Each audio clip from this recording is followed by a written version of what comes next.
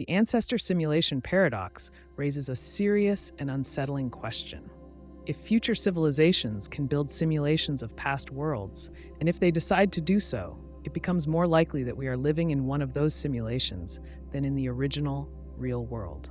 The paradox does not rely on wild guesses. It follows a calm line of thinking based on numbers, technology, and probability. Start with what is already happening today. Scientists and programmers build models of cities, climates, economies, and even biological systems. These models are simple compared to real life, but they already help us predict and study complex behaviors. In video games like The Sims or SimCity, players watch virtual people go about their lives based on programmed rules. The characters are not conscious, but their actions copy basic human behaviors. Every year, computers become faster, models become more detailed, and simulations cover more parts of life. Now extend this trend. Suppose a civilization survives long enough to create computers far more powerful than anything we have now. These future beings might have the ability to simulate entire worlds down to the smallest details. Every tree, every raindrop, every person could be part of a massive, detailed program. The people inside the simulation would think they are real. They would feel pain, love, joy, and fear. They would remember their childhoods. They would grow old. They would have no reason to doubt the reality of their world. The paradox kicks in when we think about numbers. If one future civilization can run simulations, and if it chooses to run even a few thousand ancestor simulations, then the number of simulated worlds would greatly outnumber the single real world.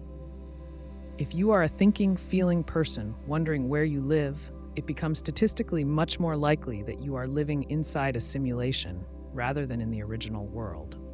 A simple way to see this is to think about a lottery. If there is one real-world ticket and 10,000 simulation tickets, and you are handed a random ticket, odds are your ticket is from a simulation.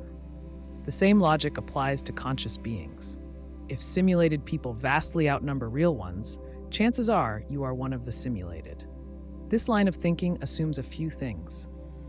It assumes that future beings will want to run simulations of their ancestors. They might do this to study history, to answer scientific questions, or even for entertainment. It also assumes that they have the computer power to run detailed simulations at a reasonable cost.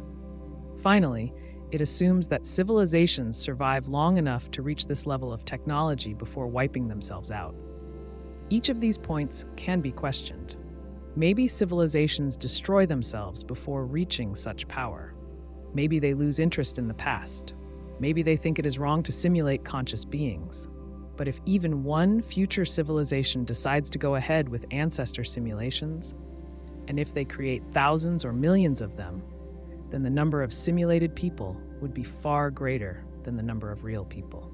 Some people suggest that evidence of simulation could show up as small glitches in reality. In physics, certain strange behaviors seem to happen only when particles are observed.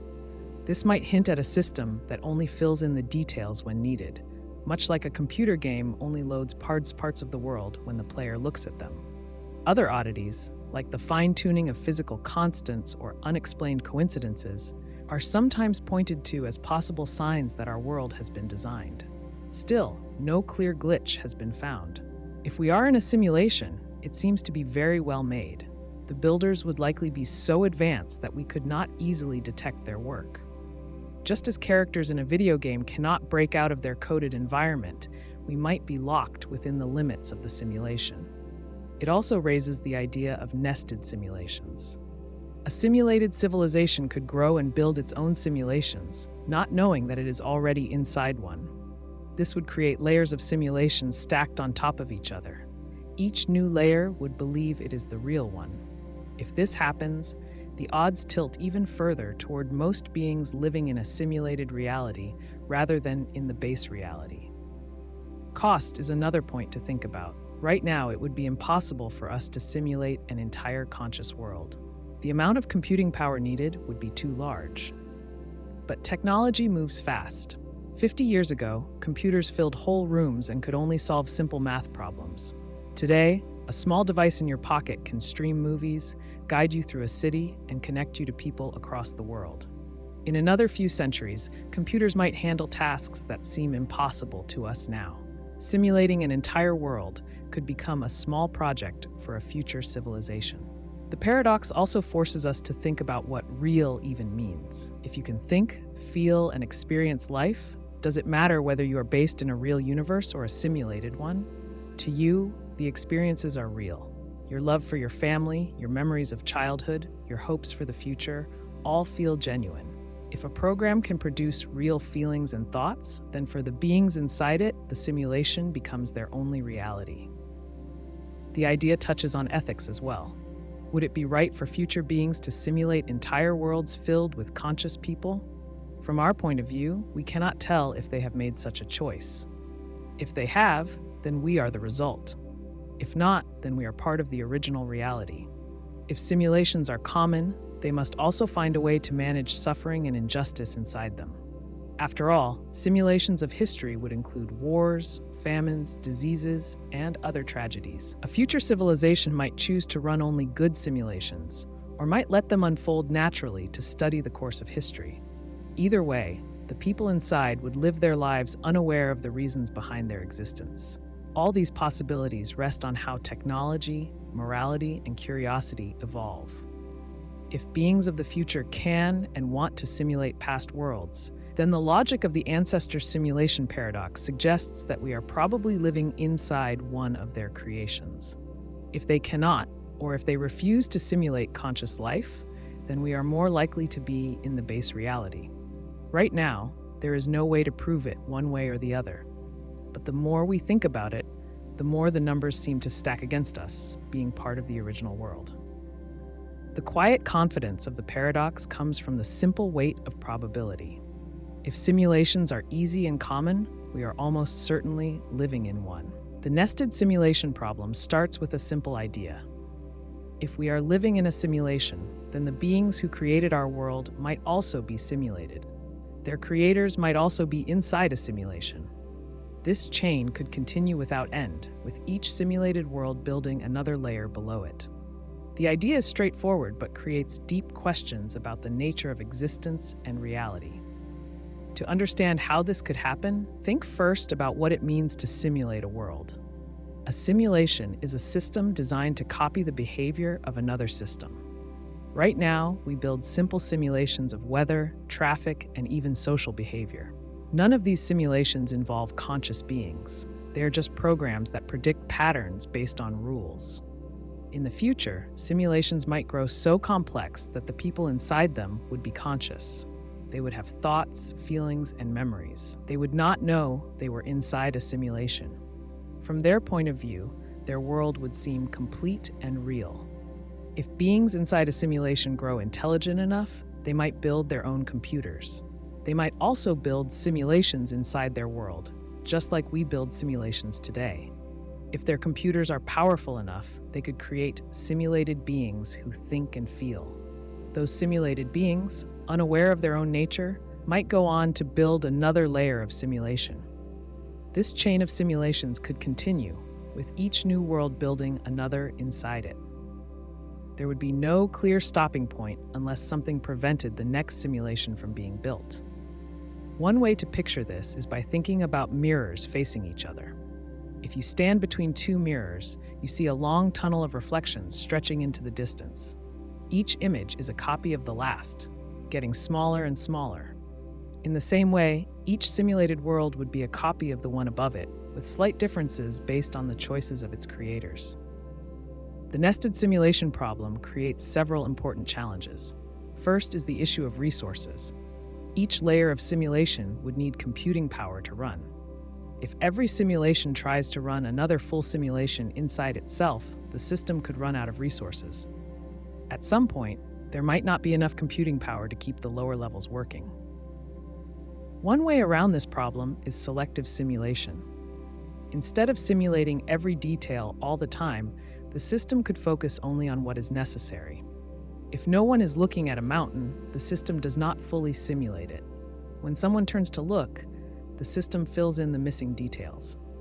This method, called dynamic rendering, already happens in video games today. Games only render parts of the world that the player can see to save processing power. If a future simulation used dynamic rendering, It could save enough resources to allow several layers of simulations. Each new layer would operate under the same rule, only simulating what is needed at any moment. This would make nested simulations more possible without overwhelming the original system. Another issue is error accumulation. If each simulation is a copy of the one above it, small errors could build up over time. Think of making a photocopy of a photocopy over and over. Each copy gets blurrier and less clear. In the same way, each new simulation might introduce small mistakes or differences compared to the original. Over many layers, the world could become less stable or less accurate. This idea leads some to wonder if the strange parts of our universe might be signs of deep simulation layers. Quantum mechanics, where particles behave unpredictably, and the odd fine-tuning of physical constants might be hints that our world is not the first simulation in the chain. If the beings above us are simulated, their creators might also face the same problems. They might struggle with resource limits, error accumulation, or ethical questions about creating conscious beings. This would suggest that even the original real world might not be as stable or secure as we think. There is also the question of motivation. Why would simulated beings create more simulations? In our world, people build simulations to study, to understand, and to entertain. If the beings in a simulation feel the same curiosity, they might build new simulations to answer questions about their own past, or to model future outcomes, or simply for exploration. Suppose a civilization inside a simulation starts wondering about their own history. They might build a simulation of their ancestors to see how certain events unfolded.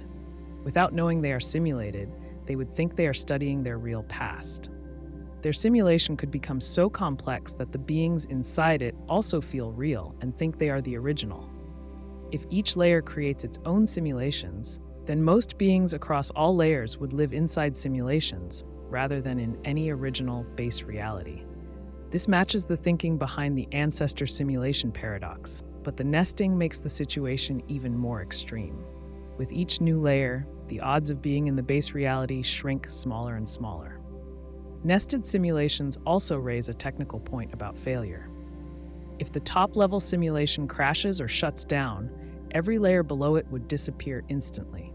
No matter how real our world feels, it could vanish without warning if a higher-level system failed. To the beings inside, it would be like the end of everything, without any cause they could understand. On the other hand, if each simulation is programmed to be self-sustaining, it might keep running even if its creator shuts down. It depends on how the systems are built. A self-contained simulation might not need constant oversight. It could continue as long as its internal rules remain stable and its resources last. Nested simulations could also have different rules. Each layer might tweak the laws of physics slightly. Gravity might be a little stronger or weaker. Time might flow differently. The beings inside would take their rules as natural, never knowing they differ from the original reality. Some thinkers suggest that if we discover inconsistencies or odd limits in our physical laws, these could be clues pointing to our layer in the chain. For example, the speed of light might be a kind of speed limit built into the system to save resources. Other features, like the pixel-like structure of space at the smallest scales, could hint at the underlying code. The possibility of nested simulations reshapes questions about existence. If each layer can create conscious beings, then existence does not depend on being part of the original world. Consciousness, feelings, and experiences remain real for those living them, no matter how deep in the chain they are. It also changes how we think about creation. Instead of a single, real universe with a clear starting point, reality could be an endless chain of creations, each unaware of its own origin. The beings at one layer build new worlds, passing the pattern downward without ever seeing the top. In this view, asking whether we are real becomes less important than understanding the nature of our experience. Whether we are the first or the 1000th simulation, our world feels real because it is real to us.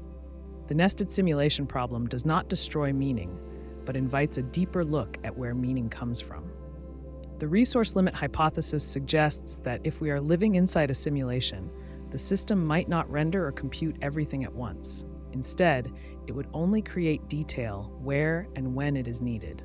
This would help save computing power. The idea comes from how we already design virtual worlds today. It relies on practical thinking about limits, efficiency, and how systems manage resources.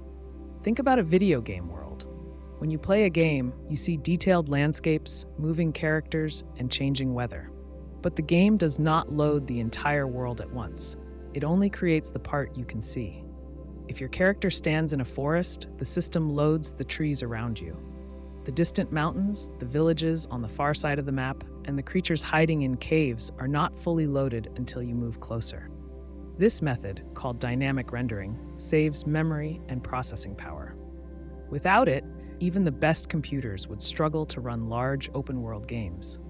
Apply this same logic to a simulated universe. If future beings created a full-scale reality simulation, they would need to manage enormous amounts of information. Every grain of sand, every insect wing, every molecule of air would take up processing power. Even the most advanced computers would face limits. Instead of rendering every detail all the time, it would make sense for the system to create details only when observed. This leads to the idea that our universe might work the same way. Reality might only become fully detailed when someone looks at it. When you walk into a room, the room is generated in high detail because you are observing it. When you leave, the system might lower the detail or even remove parts of it from active memory. A clear example of this comes from quantum physics. In the famous double-slit experiment, particles like electrons behave differently when observed. If nobody measures them, they act like waves, spreading out and interfering with each other. But when someone observes the path they take, they act like solid particles. It is almost as if the act of observing forces the universe to pick a definite state. Some scientists see this behavior as strange but natural. Others wonder if it hints at a deeper structure, something like a simulation engine only filling in details when needed. If the resource limit hypothesis is true, it could explain why we see the world as stable and continuous, even if it is built dynamically. The system would make sure that everything you expect to see behaves according to physical laws. You would not notice missing details because the system would fill them in instantly as you look. Memory, expectation, and observation would work together to create a seamless experience. Picture walking through a dense forest. You see trees, hear birds, and feel the ground under your feet. According to the hypothesis, the system renders only the parts of the forest near you in high detail.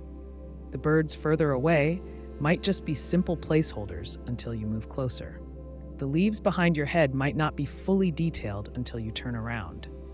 Yet to you, the world feels complete and continuous because the system anticipates your movements and fills in everything smoothly.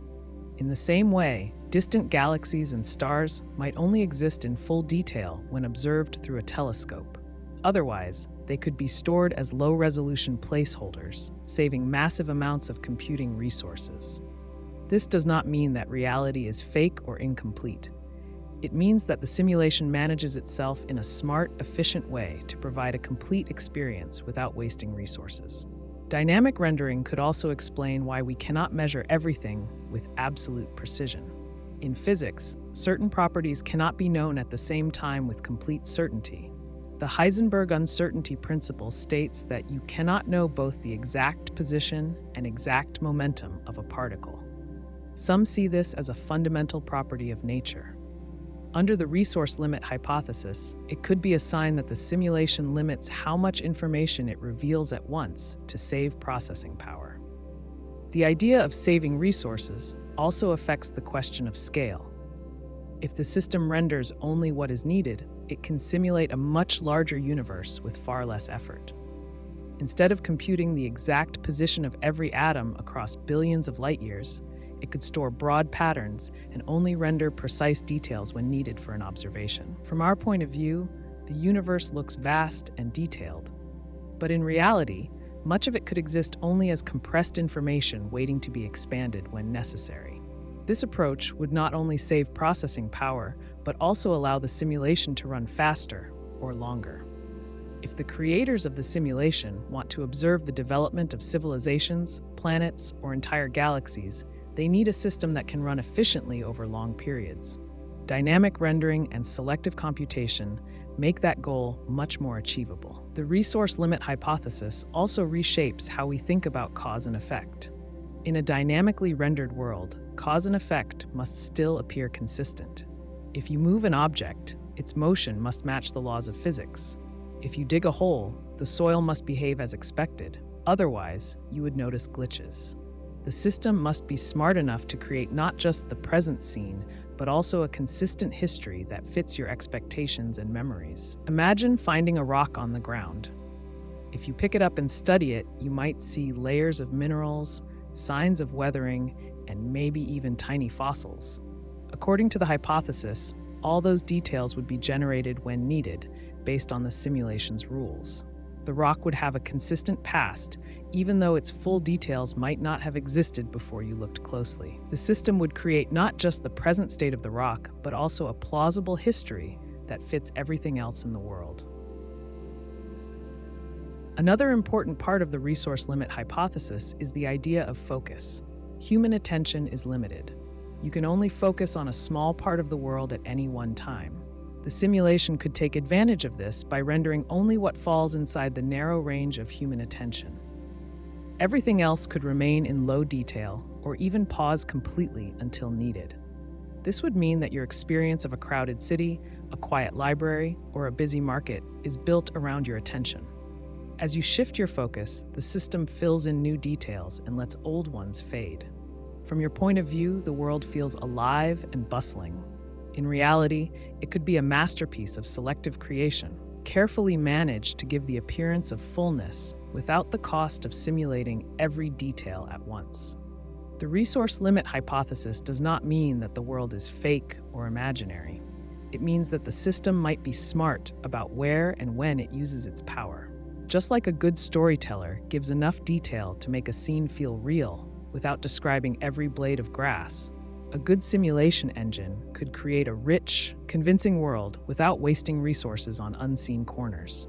In this way, the hypothesis offers a calm and practical explanation for some of the strange limits and behaviors we observe in the universe. It suggests that reality, while real to us, might be built on principles of efficiency, focus, and selective detail, much like the most advanced simulations we build today. The observer effect in quantum mechanics shows us something strange about the nature of reality. When we observe a particle, it seems to behave differently than when we do not. Before observation, a particle like an electron exists in a spread-out cloud of possibilities called a wave function. When we measure it, the wave function collapses and the particle appears in one place. This behavior has puzzled scientists for decades. Some have wondered if it might hint at something deeper, like signs of optimization inside a simulation. In quantum experiments, one of the clearest examples comes from the double slit experiment. When electrons are fired at a barrier with two slits, and no one observes which slit the electron passes through, the electron behaves like a wave. It seems to go through both slits at once and forms an interference pattern on the detector screen behind the barrier. This pattern shows that each electron acted like a spread-out wave, interfering with itself. But if we place a detector to watch which slit the electron goes through, the behavior changes.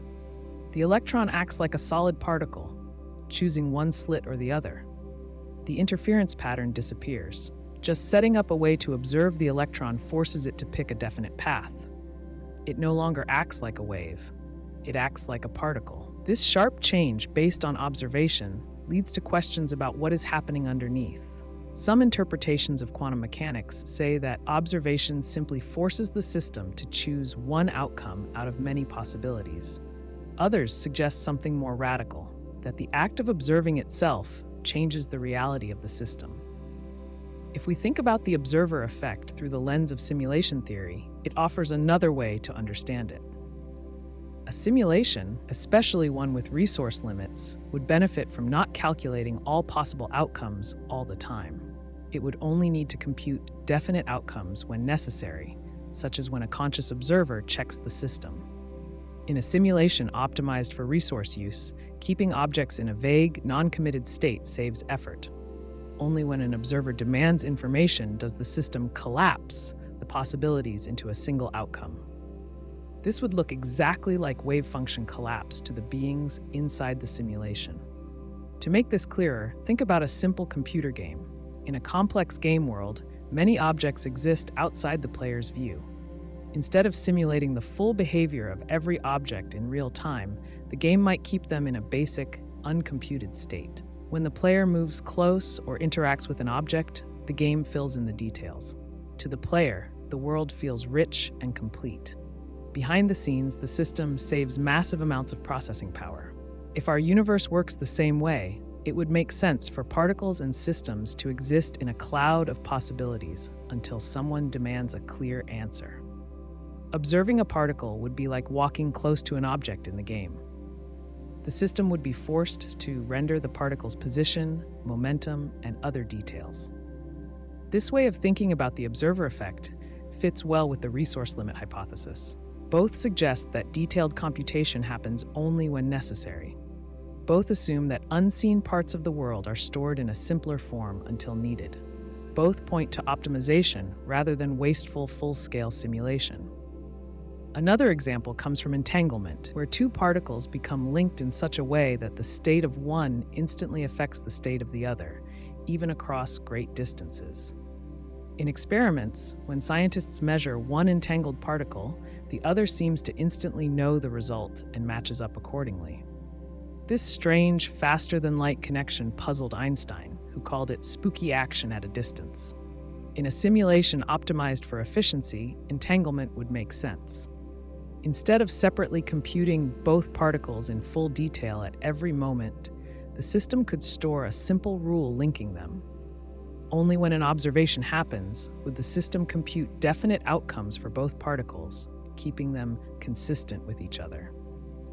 The apparent instant connection would not involve any real signal traveling faster than light. It would just be the system filling in the missing details when required. If the observer effect and entanglement are signs of simulation optimization, it would mean that the universe is not calculated fully at all times. Instead, it is calculated when and where conscious agents require it.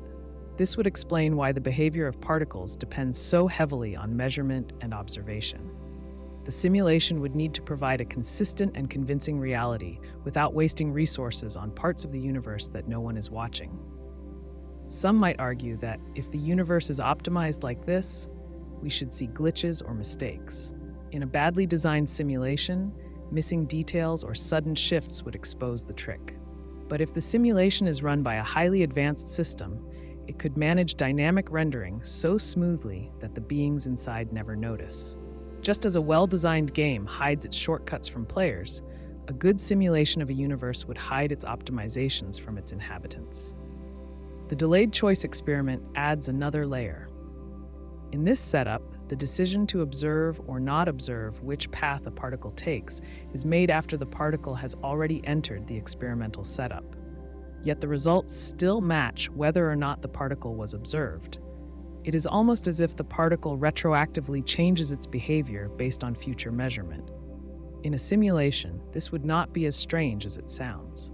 The system could wait until the final measurement before deciding how to fill in the particle's history. The past would not exist in full detail until it becomes necessary to match a current observation. In this way, the simulation would not need to waste resources building detailed histories unless those histories are needed to support present observations. Memory and consistency would be critical.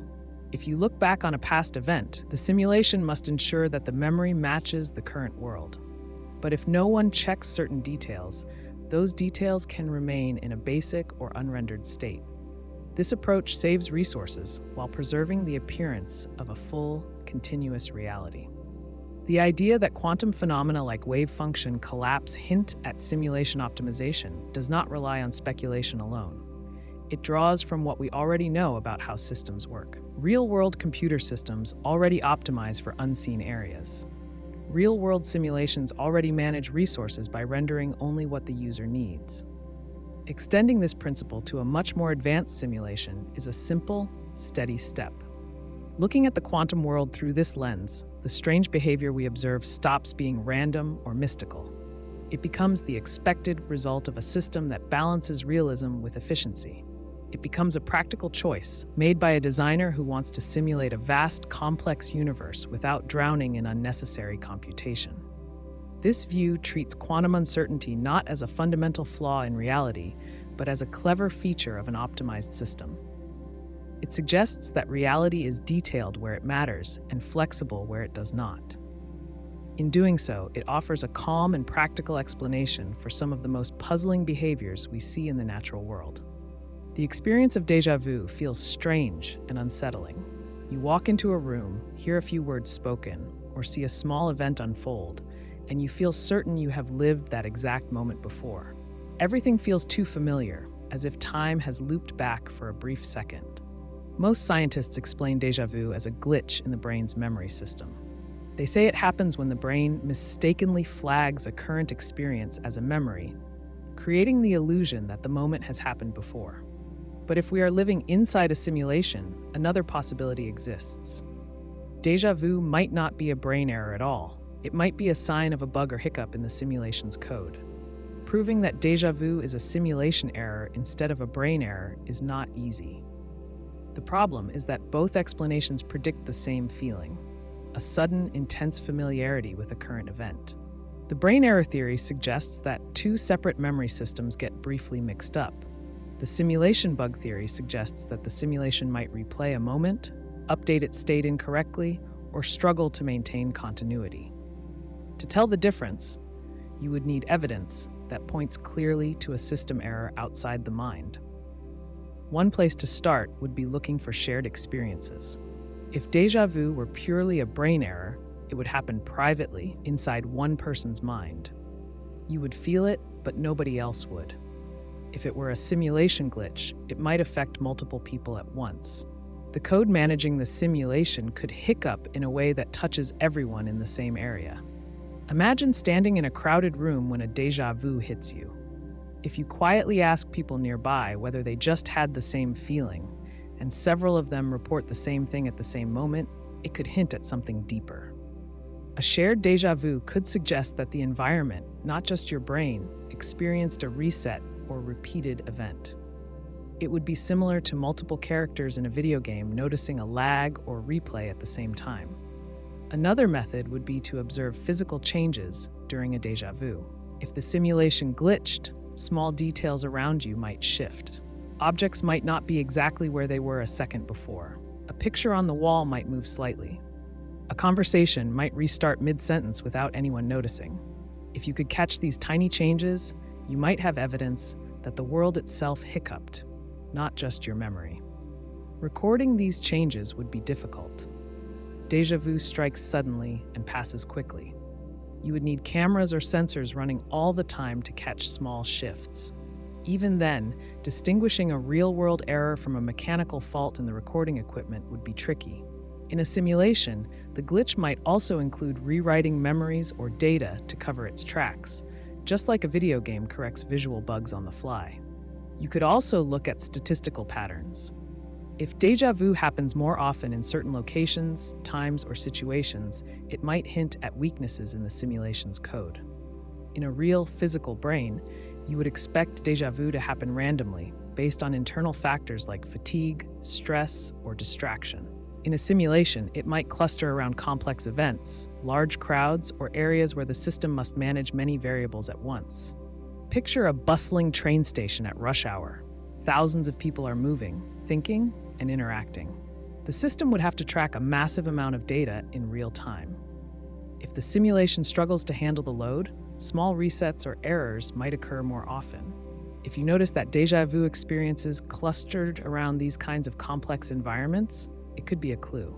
Another point to consider is the depth of the experience. Not all déjà vu feels the same. Sometimes it feels shallow, like a brief flicker. Other times, it feels deep and layered, as if you not only recognize the scene, but also know what will happen next. In rare cases, people report being able to predict small events during a strong déjà vu. If that happens, it raises serious questions.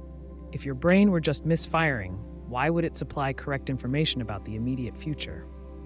But if the simulation were replaying a short segment, Your brain might catch on and briefly remember the sequence before it happens again.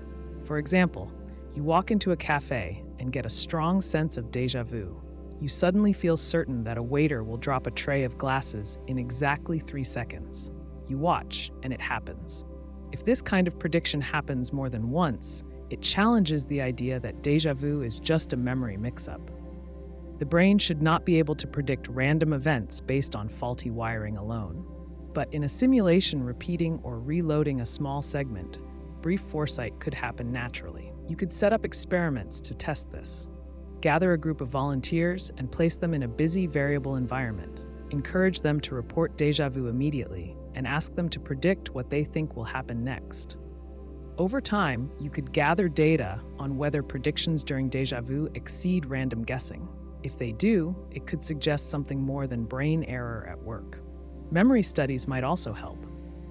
If déjà vu is a memory problem, we should see clear signs of confusion or misfiring in the brain during the experience. Brain scans could show unusual activity in memory centers. If instead, brain scans show normal memory function but unusual sensory integration, it might hint that the senses are responding to a glitch outside the brain. One final approach involves examining time perception. Some people report that time seems to stretch or stutter during strong déjà vu. They feel as if a moment lasts longer than it should, or repeats slightly. This could match the behavior of a simulation struggling to maintain a continuous timeline. Measuring subtle changes in perceived time during déjà vu events could offer another path to testing the hypothesis. Each of these methods faces challenges. Déjà vu is rare, unpredictable, and short-lived. Capturing it in real time is hard. Distinguishing between brain errors and simulation glitches would require careful, repeated observations. But if enough signs point toward shared experiences, physical changes, future predictions, statistical patterns, or odd time perception, it would strengthen the case that déjà vu is not just a trick of the brain. In a real, physical universe, memory glitches are expected. The brain is a complex, imperfect organ. In a simulation, system errors are also expected. Even the best simulations can experience bugs under heavy load or unexpected conditions. The question is not whether errors happen. The question is whether the errors we notice match better with the behavior of a biological brain or the behavior of a large, complex simulation running at the edge of its limits. The computational load paradox raises an interesting question. If we are living inside a simulation, could extremely detailed internal thoughts place a heavy burden on the system running the simulation? In other words, can thinking too much, too deeply, or too intricately cause strain on the simulation's resources, just like complex computations slow down a computer? To explore this idea, start by thinking about how computers work today. When you open too many programs at once, the computer slows down. Each open program demands memory, processing power, and storage. If you run a few simple programs, the computer handles them easily. If you run programs that each require heavy calculations, like video editing software, large simulations, or complex models, the computer heats up, fans spin faster, and sometimes the system crashes. Resources are not infinite, even for very powerful systems. If a future civilization built a simulation detailed enough to support conscious beings, it would need to manage resources carefully. Each person would have a body, a mind, and a set of experiences to simulate. Most of the time, everyday thoughts are simple. People think about walking across the street, buying groceries, or remembering a friend's face. These thoughts are short, familiar, and linked to common patterns. But now think about what happens when someone thinks very deeply. A person might imagine a whole new world in their mind, complete with geography, languages, cultures, and histories. A writer crafting a detailed novel, philosopher constructing a new theory of existence, or a mathematician solving a deep problem might each push their brain to handle incredibly rich, layered structures. Each detailed internal thought demands a highly complex simulation inside the mind. If consciousness is simulated in detail, each intricate idea might require the system to run more complex calculations than usual. The computational load paradox suggests that if too many complex thoughts happen at once, the simulation might feel strain. The strain might show up in different ways. Maybe time seems to slow down. Maybe the thinker feels mental lag, a sensation that thoughts take longer to process. In extreme cases, the thinker might experience confusion, fatigue, or even strange perceptual effects as the simulation struggles to keep up. Take an example from real life. After hours of deep concentration, say studying advanced physics or philosophy, people often feel drained. Their sense of time might feel stretched or warped. They might have difficulty switching back to simple everyday tasks. Under normal assumptions, this is just mental fatigue. But if we are in a simulation, it could also hint at a local slowdown as the system allocates extra resources to process complex internal data. In a simulation, thoughts would not just be private, isolated events. They would involve the construction of detailed inner worlds, complete with imagined sights, sounds, emotions, and logical structures. Simulating these inner experiences would require the system to model neural processes, sensory imaginations, emotional responses, and logical reasoning all at once. A mind visualizing a complicated battle scene with thousands of warriors would, internally, demand almost as much simulation effort as running a small, actual battlefield. If millions of people were doing complex internal thinking at the same time, perhaps during a moment of widespread inspiration, discovery, or crisis, the system might need to divert resources from elsewhere. It might temporarily lower the resolution of external surroundings, cut corners in physical processes not being closely observed, or introduce slight inconsistencies that most people would not notice. The paradox grows sharper when you consider collective mental events. Imagine a massive public event where millions of minds are focused deeply, such as a religious festival, a political movement, or a scientific revolution. If millions of simulated consciousnesses are generating complex internal experiences all at once, the computational load could spike. The simulation might experience strain, leading to glitches, time distortions, or other unusual effects. Another example is dreams. During dreams, the brain constructs whole worlds. You can fly, visit strange landscapes, meet people who do not exist, and experience emotions that feel real. All of this happens without external input. If dreams are as detailed as waking life, they too would demand heavy computational effort. However, dreams might be optimized differently. They could use lower resolution, simpler physics, and more flexible rules to save resources while still providing a rich experience. That could explain why dream worlds often feel strange, unstable, or inconsistent compared to waking life. The computational load paradox also raises questions about intelligence and consciousness itself. If internal thought creates heavy load, could this be a natural limit on intelligence? Perhaps there is a ceiling to how much any one mind can process, not because of biological limits, but because the simulation cannot afford to allocate infinite resources to a single individual. Minds might be capped in how complex they can grow to avoid destabilizing the entire system. This could explain why human intelligence follows certain patterns. Even the smartest people think in ways that are structured and limited. We have moments of insight, but they come in bursts, not in endless streams. Our minds tire after deep thought. We need sleep to recover. All of these traits could reflect not just biological needs, but computational management inside the simulation. Another angle is the rarity of certain types of genius. True revolutionary thinkers, those who push boundaries of math, physics, art, and philosophy, are rare. Perhaps the simulation only allows a small number of minds to reach that level of complexity at once, to keep the overall system stable. Too many highly complex thinkers could create localized stress points where the system's performance drops. Suppose, for example, that a small town suddenly produced dozens of world-changing thinkers at the same time. If the simulation is resource-sensitive, it might struggle to manage so many complex internal worlds overlapping in a small area. The result might be strange effects, rapid social changes, unusual natural phenomena, or a spike in perceived weirdness by the people living there.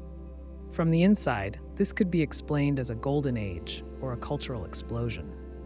From the outside, it might be seen as a brief overload in the simulation's resource management.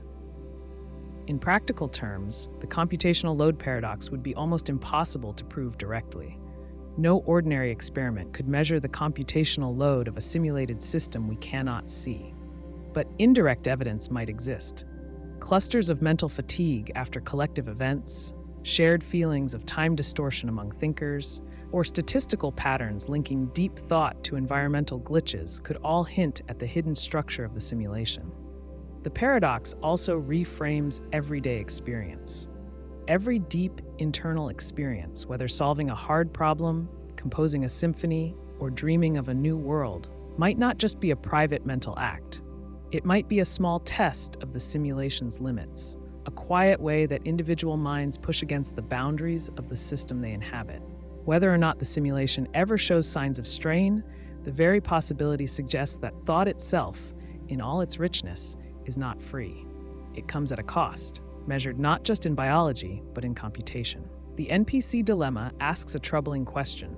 If we are living inside a simulation, how can we know that the people around us are conscious beings like ourselves, and not just very advanced non-player characters, or NPCs? In modern video games, NPCs are background characters who act alive but have no real thoughts or feelings. They follow scripts written by programmers. In a simulation built to feel real, some beings might be full simulations of conscious minds, while others could be simpler programs designed to make the world seem full and active. Start by thinking about the way we already interact with real people.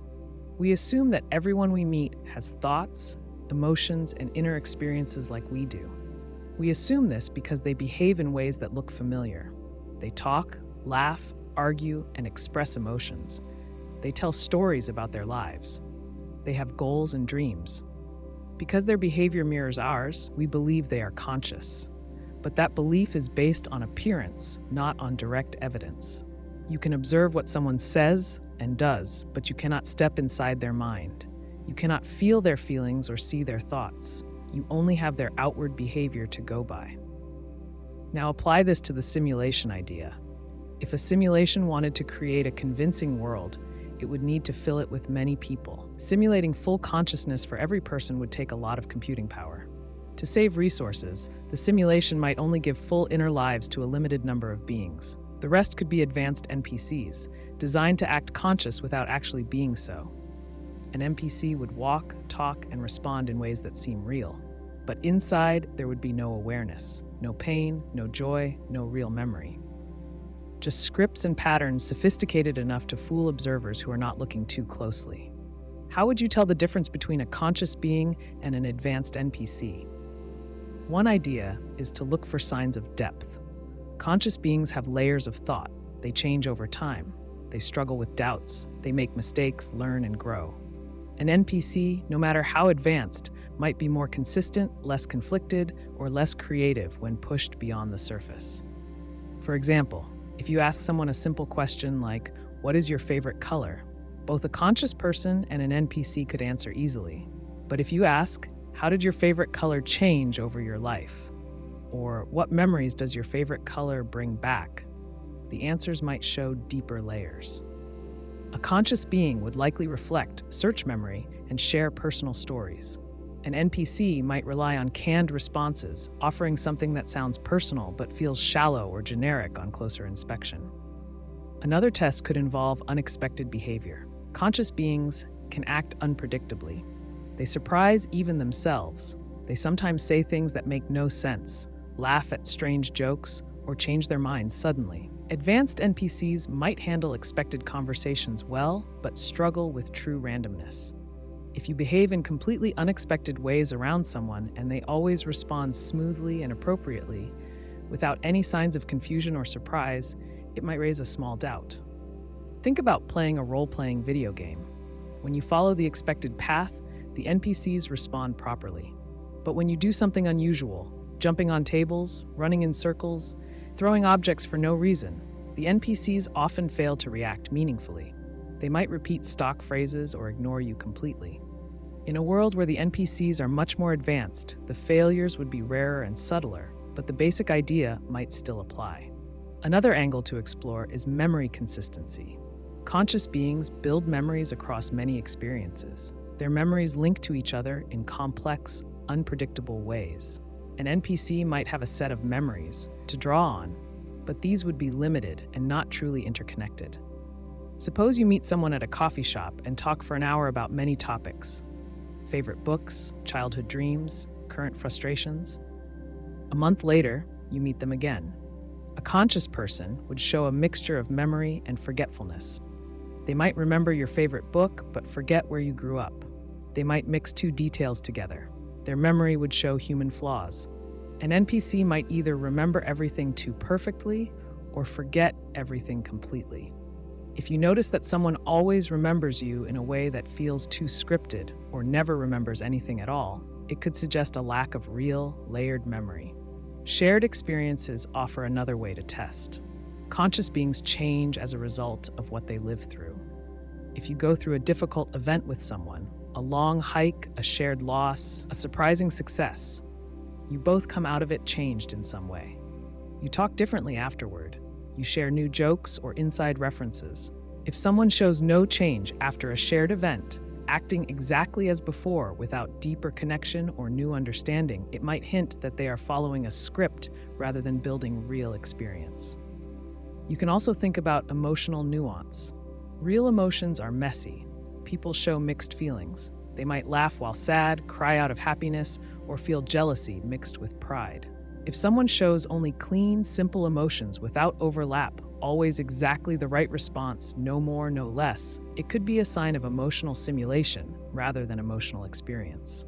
Of course, none of these methods would give absolute proof. A conscious being could act strangely for other reasons. They could be distracted, tired, shy, or simply not connect well with you. An NPC could be programmed with layers of randomness and emotional messiness to mimic true consciousness better. In the end, the NPC dilemma shows a limit in how much we can ever know about others. Even if everyone you meet behaves in a way that seems real, you cannot reach into their minds and confirm their consciousness. You can only observe patterns, notice consistencies or inconsistencies, and trust your instincts about depth, memory, change, and emotion. If we are living in a simulation, the creators would have strong reasons to make the world feel full. The illusion of a bustling city, a lively market, a busy workplace requires many beings moving, talking, and interacting. But from an efficiency point of view, it makes sense to reserve full consciousness for only a few beings, perhaps just enough to make the world feel alive to each conscious observer. From your own point of view, you might be one of the few full simulations, surrounded by a rich landscape of convincing but empty characters. You might walk through a world where almost every face you see is part of the background, created to fill in the scene but never truly awake. Or you might live in a world where everyone is real, where the simulation is generous with its resources and every being has a rich, full inner life like yours. You cannot know for sure. All you can do is pay attention to the signs, test for depth, and watch how the world responds when you step off the expected path. The answers you find may not be final, but they will shape how you move through the world and how you connect with the people or the characters you meet. Dreams feel strange because they create entire worlds inside our minds without using the physical world around us. You can walk down a street, fly through the air, or meet people who do not exist, all while lying still in bed. In dreams, time stretches and contracts. Rules of logic bend and break. Yet while you dream, the world often feels just as real as when you are awake. If we are living inside a simulation, it is reasonable to ask if dreams are sub-simulations, smaller, temporary realities running inside the larger simulated world. Start by thinking about what a dream does. A dream builds a setting, characters, emotions, and actions. It creates a narrative, even if that narrative is strange or broken. You move through dream environments much like you move through the waking world. You experience events, make choices, and react to situations. All of this happens without any direct input from the outside world. It is a self-contained system that builds and manages a temporary version of reality. In modern computing, a simulation can run another simulation inside it. For example, a virtual world could contain computers that run their own smaller programs. These are called nested simulations. They happen all the time in software testing, game development, and system modeling. If our entire world is a simulation, then it would be natural for simulated minds to run their own local simulations during sleep. Dreams could serve many functions inside the larger system. They might help the simulation manage mental processing, by giving the mind a sandbox to test ideas, fears, and hopes without using full resources. They might help refresh and reorganize memory files, using dream imagery to sort and link experiences. They might even serve as a form of entertainment or training, offering a risk-free space to practice problem-solving, emotional regulation, and creativity. One way to explore this idea is by thinking about how dreams differ from waking life. In waking life, the world feels solid and consistent. Gravity always pulls you down. Time flows steadily forward. Other people act according to common rules of behavior. In dreams, these rules break easily. You can float instead of walk. You can jump from one place to another without traveling between them. People can change faces, identities, or even species without warning. These differences could point to the nature of dreams as simpler, lower-cost simulations. Running a full-scale simulation of a consistent world with hard physical laws and billions of other conscious beings takes tremendous computational effort.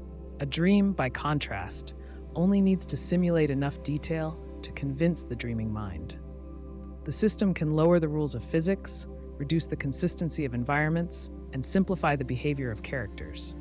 In doing so, it saves resources while still offering a meaningful experience. You can also think about the level of rendering involved. In dreams, you often focus strongly on certain details, while other details remain vague or missing. You might remember the color of a car, but not the make or model. You might recognize a person without ever seeing their face clearly. This selective rendering mirrors how modern video games optimize performance by loading only high-priority features while leaving background elements vague or simple. It suggests that dreams operate on a system designed for efficiency, focusing only on the elements most important to the dreamer's attention. Dreams also involve rapid scene changes. One moment you are in your childhood home, the next you are on a distant planet. These shifts happen without warning or clear transitions. In a standard simulation, moving between scenes would require careful loading and unloading of environments. In dreams, the simulation cuts corners, snapping directly from one scene to another because the dreaming mind accepts it without question. Again, this reflects a focus on saving resources and processing time. Memory plays a key role as well. In many dreams, you accept strange situations as normal. You might dream that you are friends with someone you never met, or that you live in a city that does not exist. Your mind fills in backstories instantly, creating the illusion of history without actually building it. In a simulation, this technique saves huge amounts of processing effort. Instead of fully simulating every prior event, the system just implants the feeling that events happened, satisfying the mind's need for continuity without having to create real pasts. Consider how quickly a dream can build a full emotional context. You might feel deep fear, joy, love, or anger toward characters or situations you have just encountered. In waking life, emotions usually build slowly based on long experience. In dreams, emotions snap into place instantly, as if the simulation engine seeds them to support the narrative without going through the full history-building process. All these features, lower physical consistency, selective rendering, rapid scene changes, artificial memory, and fast emotional loading, point to dreams as simplified sub-simulations. They run at a lower resolution, cost less in terms of processing power, and still deliver powerful experiences to the dreaming mind. If dreams are sub-simulations, it raises interesting questions about control. Who or what manages the dream simulation? Is it driven entirely by the dreaming mind, acting as its own simulation manager? Or does the larger system have some control, feeding in certain dream elements to guide, test, or influence the dreamer? If the simulation's designers wanted to send messages, test reactions, or adjust emotional states, dreams would offer a perfect opportunity. The dreamer would not question strange events as much during sleep. Their mind would be open to experiences without the critical filters active during waking life. Another point to consider is how dreams sometimes feel more real than waking life. Some dreams come with a vividness and intensity that waking experiences rarely match. Colors seem brighter, emotions feel deeper, and actions seem more meaningful. In a simulation context, this could reflect the system running certain dreams at higher resolution or deeper engagement levels when necessary. For example, During important periods of growth, healing, or decision-making, the simulation might allocate extra resources to dreams to ensure that the experiences have maximum impact. Lucid dreaming offers more clues. In a lucid dream, you realize that you are dreaming while still inside the dream. You can sometimes control the environment, shape the story, or fly at will. Lucid dreaming feels like hacking the subsimulation, gaining limited access to the code that builds the dream world. If you can learn to control dreams through focused intention and training, it suggests that the simulation engine running dreams is highly flexible and responsive to internal signals. Dreams often recycle familiar people, places, and themes. They build new experiences from stored pieces of memory, mixing and matching elements without concern for logic. In simulation design, reusing assets saves tremendous time and processing effort.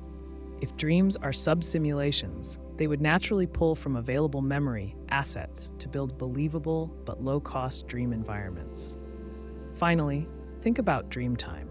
Sometimes a dream that feels like it lasted hours or days happens in just a few minutes of real-world time. The mind inside the dream perceives time differently. In computer simulations, time can be manipulated easily. Simulated time can run faster, slower, or out of sequence compared to external clocks. The flexible sense of time in dreams fits well with the idea of an internal simulation running on a different processing schedule from waking reality. If dreams are sub-simulations, they show that even within a larger simulated world, smaller, temporary worlds can form inside minds. These dream worlds follow their own rules, use their own shortcuts, and offer their own insights. They remind us that reality, even in its most personal forms, might be something far more flexible and layered than it first appears. The memory patch theory suggests that if we live inside a simulation, then our memories might not be stable records of past experiences. Instead, the simulation could fabricate and refresh memories as needed. What you believe you remember, your childhood home, your favorite teacher, your first heartbreak, might not have happened the way you think. In some cases, it might not have happened at all. Start by thinking about how memories work in everyday life. Human memory is already unreliable. Studies show that people misremember events all the time. Eyewitnesses give conflicting accounts. People swear they saw things that never happened. Details get mixed up, added, or lost over time. Even without a simulation involved, memory is not a perfect recording device. It is a dynamic process shaped by emotions, suggestions, and the passage of time. Now layer the simulation idea on top. If the world around you is a simulation, then the system already controls the environment you see, the laws of physics you experience, and the passage of time you perceive. It would be a small step to also control the contents of your mind. Instead of storing every past event perfectly, the simulation could implant memories, edit them, or delete them as needed to keep the world running smoothly. There are several reasons why a simulation might patch memories. First is efficiency. Storing every detail of every being's experience would take enormous computing power. It would be much cheaper to store only important highlights and fill in the rest on demand. If you suddenly remember a long-forgotten summer vacation, the simulation could generate the memory at that moment, pulling together details that fit your personal story without having kept them in full storage the whole time. Another reason is consistency. If the simulation needs to update the environment, changing historical facts, altering landscapes, or adjusting social structures, it would need to update your memories to match. Otherwise, you might notice discrepancies. You might remember a building being blue when it is now red, or recall a historical event that no longer fits the current timeline. To maintain continuity, the system could refresh your memories, smoothing over changes so you feel as if things have always been the way they are now. Think about the Mandela effect, where groups of people remember events differently than recorded history. Some people insist that the Berenstain Bears were once spelled Berenstein. Others remember Nelson Mandela dying in prison long before he actually did. These mismatched memories are usually explained as collective confusion. But under the memory patch theory, they could be glitches from memory updates that did not apply equally to all observers. Some people might retain traces of old versions of reality, noticing inconsistencies where the simulation tried to patch things over. Daily forgetfulness could also fit into this model. If you forget why you walked into a room, misplace your keys, or struggle to recall a recent conversation, you might think it's just normal brain fog. But it could also be a side effect of memory refreshing. When the simulation updates your memory records, minor details might be lost or scrambled. These small gaps would normally go unnoticed, masked by the mind's ability to rationalize confusion. In dreams, the memory patch process could happen more easily. During sleep, your brain already disconnects from external sensory input and focuses inward. The simulation could take advantage of this downtime to scan, edit, and reorganize your memories without interference. This would allow the system to keep your personal story aligned with the current version of the world while you remain unaware of the updates. If memories are fabricated or refreshed, then your personal identity becomes more fluid than it seems. Who you are is shaped by what you remember. If those memories can change silently behind the scenes, then your sense of self might also shift over time in ways you cannot fully track. You might develop new interests, let go of old grudges, or change your views without knowing why. It would feel like natural growth, but it could partly be driven by memory adjustments made to keep your character aligned with the simulation's evolving narrative. Testing the memory patch theory would be difficult. Memory is already too unreliable to serve as solid evidence. Even if you notice strange gaps, inconsistencies, or shifts, it would be hard to prove they came from an external system rather than normal brain processes. However, you might look for signs of synchronized memory changes across groups. If multiple people forget the same event, misremember the same detail, or suddenly revise their understanding of the past in the same way, it might hint at coordinated memory updates.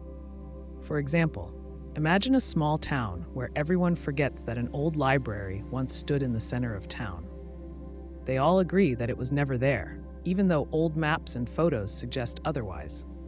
If the maps and photos also change or disappear, leaving no trace, it would suggest not just a failure of individual memory, but a large-scale patch in both mental and physical records. In a simulation, adjusting both the environment and the memories of its inhabitants would be the cleanest way to erase unwanted elements. Another angle is emotional memory. People often retain the emotions tied to memories even after forgetting the details. You might remember feeling happy at a certain park without recalling exactly what happened there. If the details of the event are patched or replaced, the emotional trace might linger and clash with the new version of the memory. Feelings of nostalgia, longing, or unease without clear cause could sometimes reflect deeper shifts in memory structures beneath conscious awareness. Language could provide subtle clues too. Common phrases, idioms, or references that feel off or out of place might reflect changes in shared cultural memory. If people start using terms or expressions differently without clear origin, it might signal small recalibrations in collective understanding designed to fit updated world parameters. Memory patches might also explain feelings of sudden alienation. You might return to a childhood home and feel that it is not quite right, even if you cannot point to specific changes.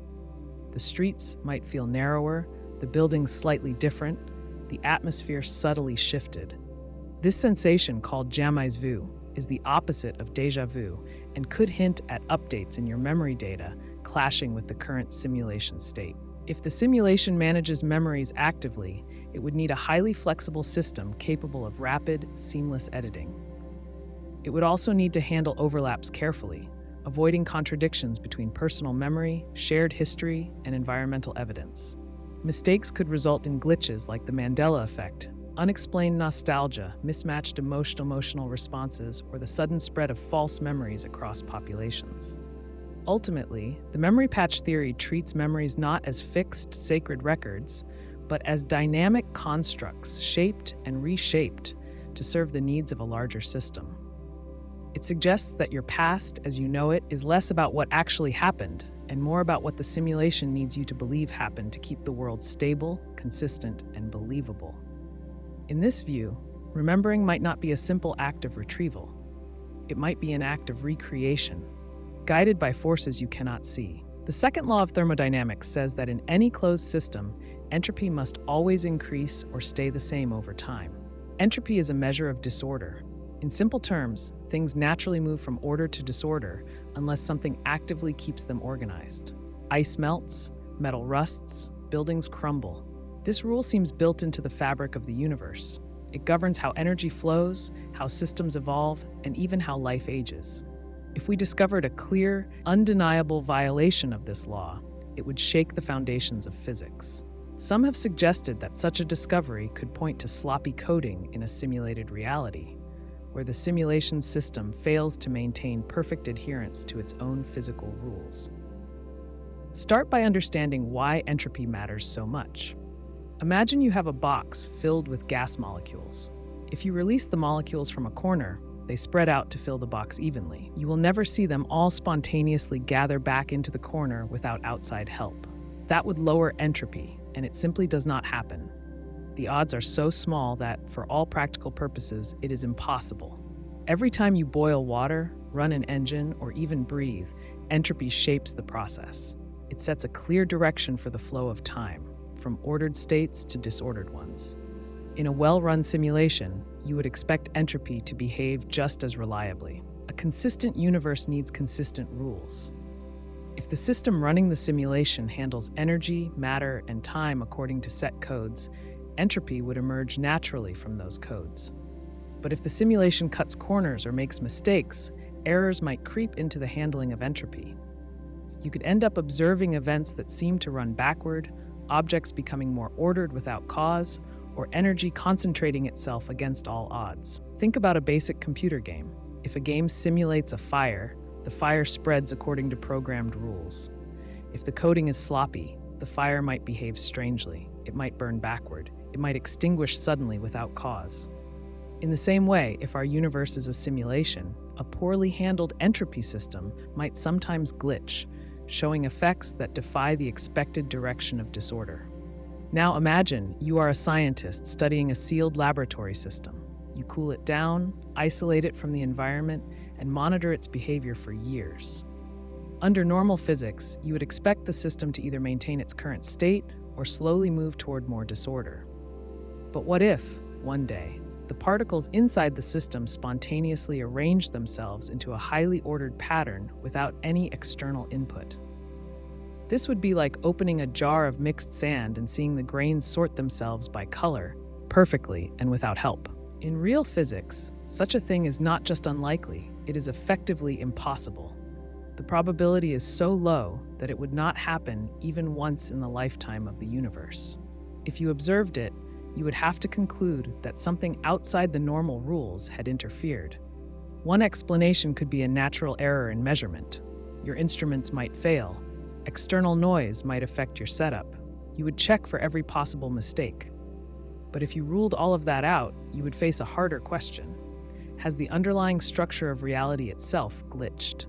In a simulation, reality is built from code. That code must keep track of energy flows, particle behaviors, and time evolution. If the code managing entropy is imperfect, if it saves processing power by simplifying calculations, or if it carries old bugs, then localized violations of the second law might occur.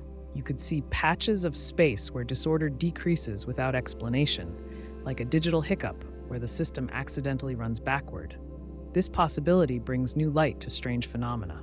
For example, there have been rare experimental hints, never confirmed, that in very small systems, entropy might temporarily decrease.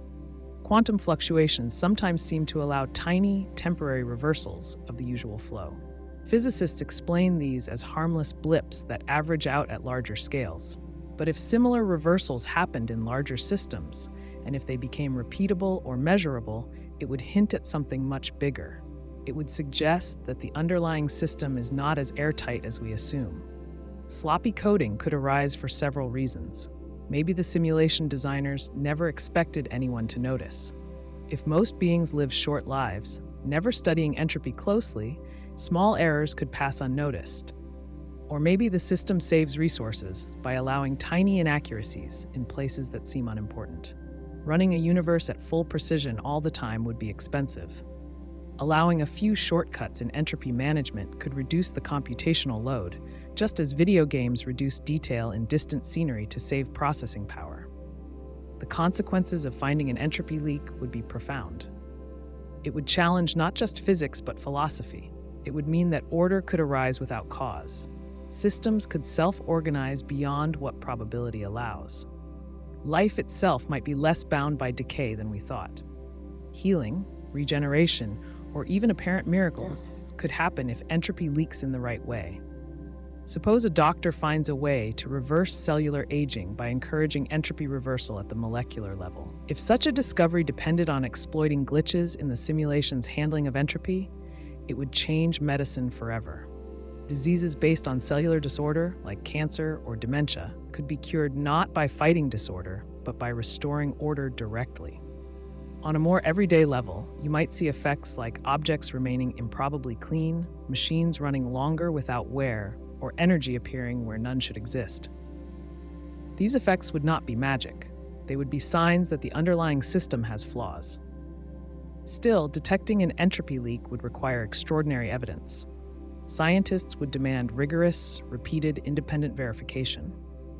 They would rule out experimental error, external interference, and statistical anomalies.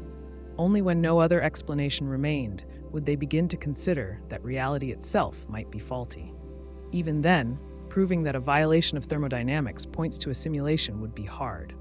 Alternative explanations could include unknown physical laws, new forms of energy, or undiscovered quantum effects. But if the violation showed signs of artificiality, if it behaved like digital errors with patterns resembling known coding failures, then the case for sloppy simulation coding would grow stronger. For example, if entropy leaks always happen in regular intervals, geometric patterns, or simple ratios, it would hint at an underlying algorithm struggling to manage random behavior. Natural randomness does not usually organize itself into neat repeating forms. Artificial systems, however, often show such patterns when their random number generators fail. In the end, the entropy leak puzzle challenges us to consider what it would mean if one of the most basic laws of the universe turned out not to be a law at all, but a guideline, occasionally broken by mistakes in a deeper hidden system. It reminds us that even the most stable aspects of our world might depend not on eternal truths, but on the reliability of the code running the simulation we call reality. The idea behind the moral testing simulation is simple but serious. What if the main reason the simulation exists is to watch how you make moral choices? In this view, the point of life would not be to accumulate power, gather knowledge, or even survive as long as possible. The real goal would be to test your judgment, your empathy, your honesty, and your courage when you believe no one is watching. Every decision you make would be observed, recorded, and evaluated, not by society or by history, but by the creators of the simulation. If we are inside a simulation, someone had a reason to build it. Simulating an entire universe requires resources, even for an advanced civilization. It would not make sense to build a complex reality without a purpose. Testing moral behavior offers a simple, meaningful purpose. It provides clear data on the character and reliability of individuals. It allows the simulators to learn who can be trusted, who will act with kindness or cruelty, who will cheat when given the chance, and who will remain fair even when no reward is promised. Think about how testing works in the real world. When engineers build machines, they run them through stress tests. When companies hire employees, they interview and evaluate them. When educators teach students, they give exams. A simulation designed to test morality would follow the same logic. It would present situations that reveal true character, not just public behavior. The simulation would offer temptations, challenges, and opportunities for both good and bad actions, and it would watch to see what you choose. Daily life fits this model well. You constantly face small moral tests.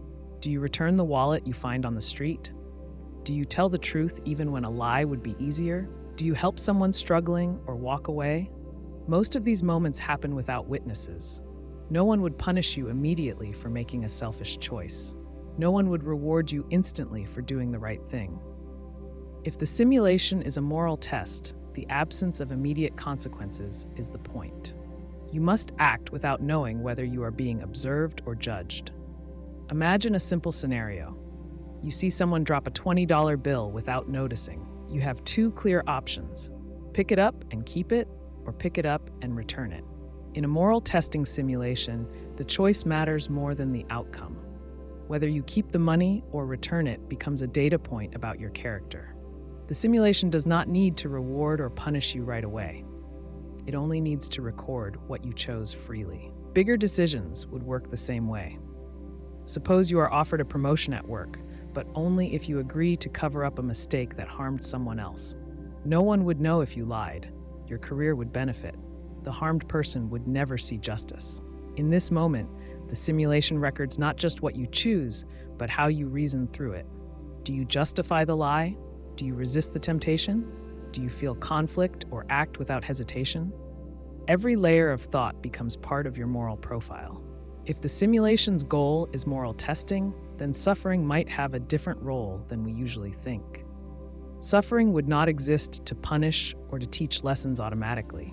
It would exist to create real conditions for moral action. Without suffering, there would be fewer opportunities for compassion, sacrifice, or courage. You cannot show mercy if no one is hurting. You cannot act bravely if there is no risk. Hardship would not be a flaw in the simulation, but a necessary feature to make moral choices meaningful. This idea also explains why some people seem to face harder lives than others. Different souls might be tested on different levels. Some might be tested for patience in poverty, others for humility in wealth. Some might be tested through loneliness, others through power.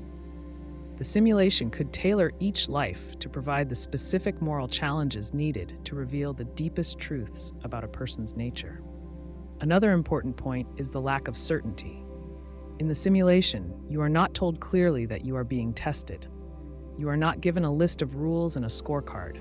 Instead, you must decide for yourself what is right and wrong. You must build your own moral compass without seeing the grading system. If the test were obvious, it would not be a true test of character. It would be easy to act good for the sake of reward. A true moral test requires freedom, uncertainty, and risk. Historical examples fit this idea. Many moral heroes acted without any guarantee that their choices would be rewarded. People who hid others from persecution, who fought for justice against stronger enemies, or who spoke the truth under threat of death, often gained nothing in their lifetimes. Their actions were meaningful because they chose them freely, knowing the personal cost. In a moral testing simulation, these are the actions that would matter most. Even small daily actions take on new weight under this theory. The way you treat a stranger, the patience you show a child, the forgiveness you offer an enemy, these choices would not disappear into the void. They would build a lasting record of who you are beneath appearances, beneath fear, and beneath ambition. This theory also reshapes the way we think about status and success. If moral character is the true focus, then wealth, fame, and comfort might have little or no meaning beyond the tests they offer. A rich person is not winning the simulation any more than a poor person is losing it. Both face different but equally serious moral challenges. The simulation would not favor the powerful. It would watch what they do with their power. From another angle, the moral testing simulation theory offers a reason for hidden observers. In many religious traditions, there is the idea of angels or spiritual beings who witness human actions. In the simulation model, these beings could be monitors or recorders, ensuring that all actions are seen, even when no human witnesses are present. You might never know when your choices are being recorded, but you could trust that none of them are lost. This model also explains why perfect justice is often delayed. In the simulation, immediate rewards or punishments would interfere with free choice. If every good deed brought instant pleasure and every bad deed brought instant pain, actions would not be free, but driven by obvious consequences.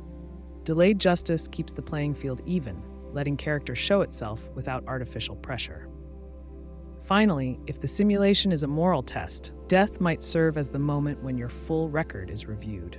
Your memories, your actions, your intentions would all be available for final judgment, not by human standards, but by the standards of the simulation's creators. Death would not be an accident or an end, but a transition to the next phase, where your moral results matter far more than your earthly achievements. In this view, every choice, no matter how small, matters. Every moment offers a chance to show who you really are when you believe no one is watching. And in the end, it might turn out that someone or something was always watching, not to punish or to reward randomly, but to understand the true shape of your soul. The simulated death problem asks a simple but serious question. If you live inside a simulation, what happens when you die?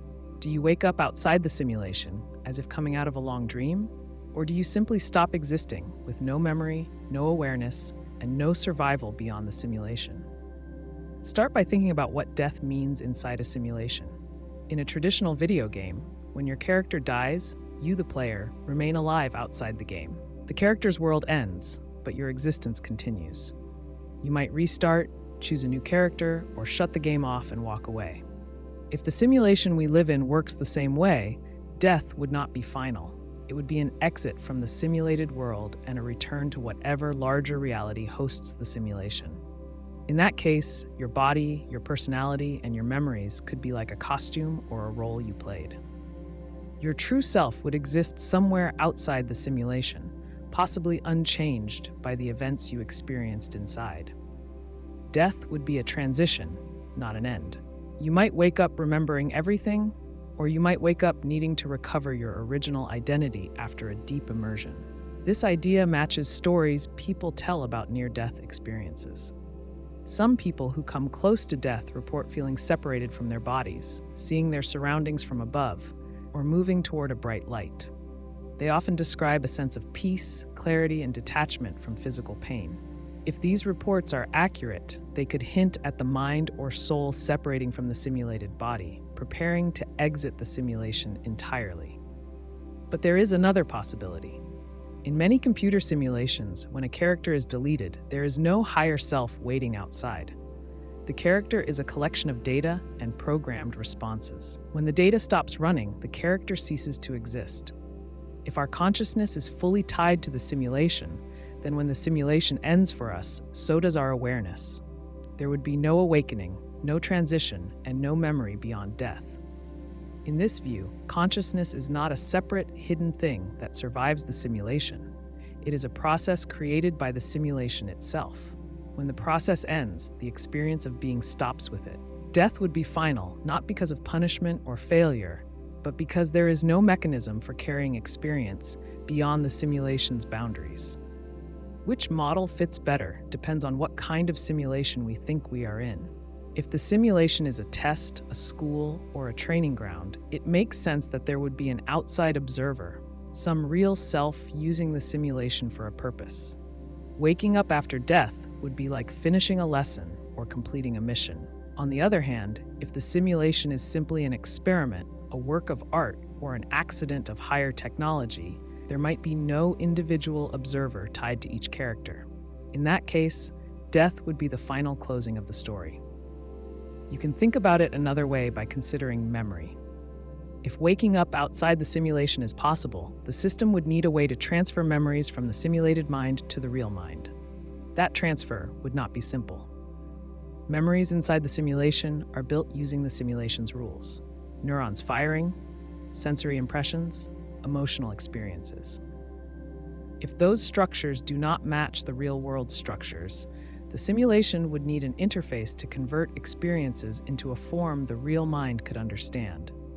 Picture playing a virtual reality game for hours. When you take off the headset, you might remember your experiences vividly, but you would also feel a difference. The VR world feels real during play, but once you return to normal life, you realize it had different rules. Movements felt different. Sights and sounds had a slightly artificial quality. If waking from the simulation of life works the same way, you might immediately feel the difference between the physical body you had and whatever form you have outside. Another important factor is emotional attachment. In life, people form deep bonds with family, friends, places, and dreams. If death is simply waking up, what happens to those bonds? Would you still care about the relationships and struggles from the simulation? Would they feel real, important, and lasting? Or would they seem like the fading emotions of a long-forgotten play?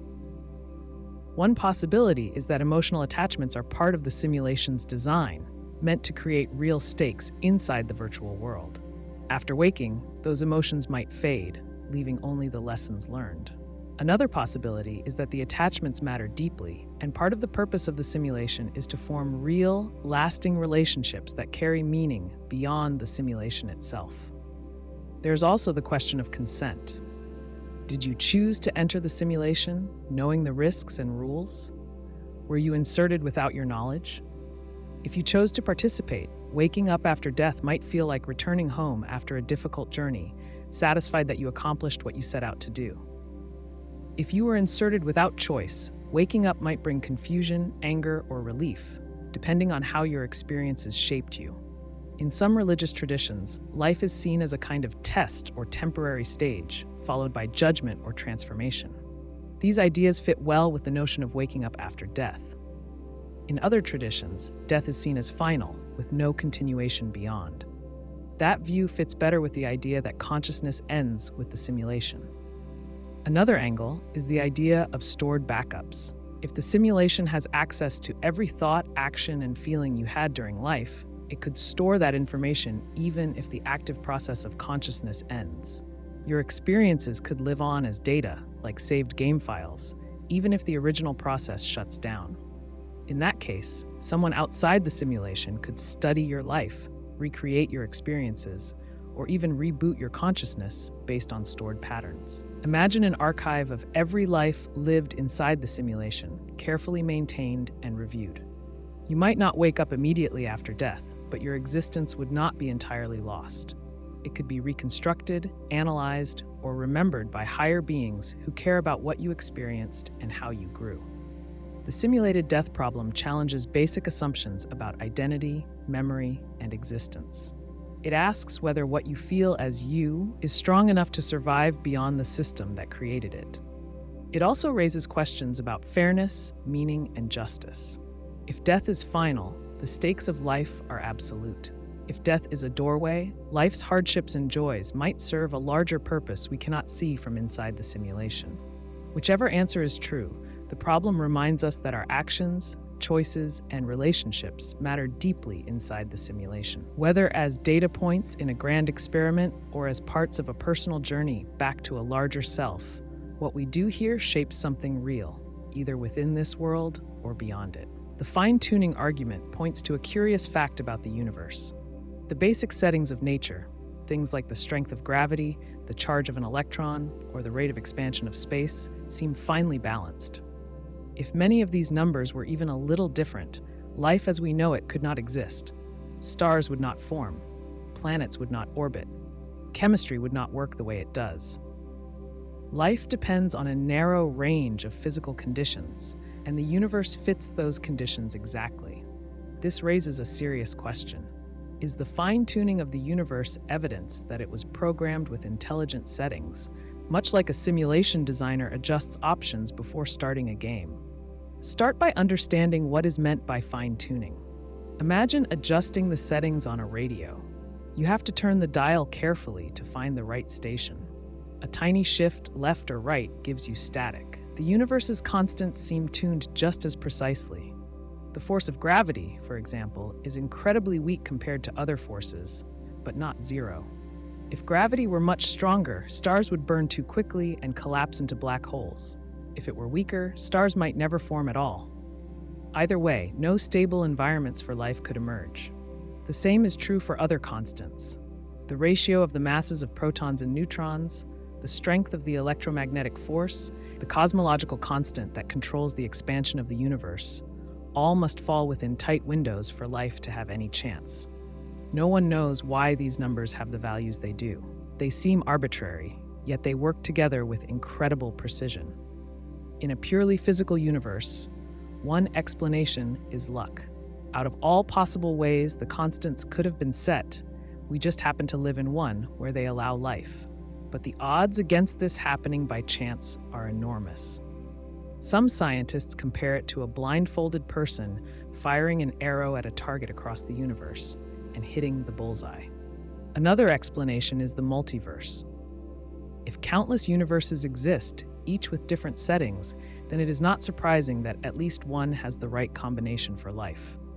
We would simply find ourselves in one of the rare universes where life can happen, because only in such a universe could beings like us arise to ask the question. But there is another possibility. If the universe is a simulation, then the fine-tuning makes sense in a different way. Someone, or something, set the values deliberately. Just like a game designer selects the gravity, friction, and lighting for a new virtual world, the simulation's creators might have chosen physical constants to produce a stable, interesting environment capable of supporting complex life. Consider a simple computer game again.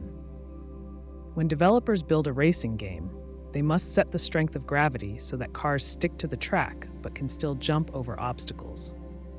They must adjust friction so that cars slide realistically but do not spin out of control. These settings are not random. They are selected carefully to make the game fun and playable. In the same way, if our universe is a simulation, the constants of nature would be chosen not by random chance, but by design, aiming for a world that could evolve complexity, support conscious beings, and perhaps create rich moral, artistic, and scientific development. The fine-tuning might even suggest something about the nature of the simulators. If the constants were set with care, the simulators must understand the delicate balance needed for life.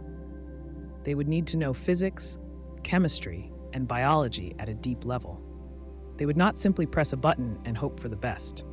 They would craft the environment with the goal of creating beings capable of thought, choice, and experience. This view changes how we think about the laws of nature. Instead of being brute facts, things that just are, they become choices made by intelligent agents. The laws become settings in a cosmic software program, selected from among countless possibilities to achieve specific goals. There are objections to this idea. One is that if the simulators are so powerful, why make the settings so narrow? Why not design a universe where life is easier to produce? One answer is that narrowness itself might be part of the beauty or challenge. Just as game designers enjoy creating difficult levels that test skill and creativity, the simulators might find value in building a world where life is rare, precious, and hard-won. Another objection is that fine-tuning might not be real. Maybe there are deeper laws we do not yet understand, laws that require the constants to have the values they do. If so, fine-tuning would be an illusion, like finding it strange that a river follows a valley, when the river had no choice but to follow the valley's shape. But so far, no deeper necessity has been found. The constants still look arbitrary, but vital. If the fine-tuning is intentional, it suggests that life is not an accident. It suggests that consciousness, intelligence, and culture are not random byproducts, but central features of the simulation. Our creativity, our struggles, and our achievements could be exactly what the simulation was meant to explore. There are also hints in how the universe allows discovery. The physical laws are not just balanced for life, they are also discoverable. We can understand gravity, predict the motion of planets, and unlock the secrets of atoms. If the laws were chaotic or incomprehensible, science would be impossible. The fact that the universe is both habitable and knowable strengthens the case for deliberate settings. It would be like designing a puzzle game not only with solvable levels, but with clues built into the environment, encouraging players to explore and understand. If the fine-tuning is evidence of simulation, it raises further questions about our place in the system. Are we being watched? Are our discoveries expected? Are we part of an experiment, a work of art, or a teaching tool? We might never know the full purpose, but the fine-tuning suggests that we are not living in a random, indifferent world. We are living in a world designed to make life, growth, and understanding possible. Every time we discover a new law of nature, explore a new frontier, or ask a deeper question, we might be moving closer to understanding not just the world we see, but the hidden structure, and possibly the hidden intentions behind it. The reality patching puzzle asks whether changing historical events inside a simulation could be detected. If our world is a simulation, the system running it might sometimes need to make updates. These updates could involve changing facts, editing the past, or adjusting memories to keep the simulation stable.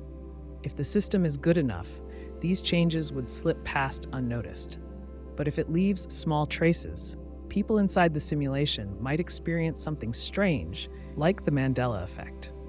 The Mandela effect happens when large groups of people remember something differently than recorded history says it happened. It gets its name from people who remember Nelson Mandela dying in prison in the 1980s. even though he actually lived until 2013. Other examples include people remembering the children's book series as the Berenstain Bears instead of the Berenstain Bears, or recalling the Monopoly man wearing a monocle when he never did. These memories feel vivid and real, yet they do not match the current record. In a simple explanation, the Mandela effect comes from human error. Memory is not perfect. People mix up details, especially over time. Social reinforcement strengthens false memories. If your friends all insist something happened a certain way, you are more likely to believe it, even if it is wrong. This is a well-documented part of psychology, but if you accept the idea that we live in a simulation, another possibility opens up. What if these memory mismatches are not mistakes but clues? What if they are leftovers from changes made to the simulation's past?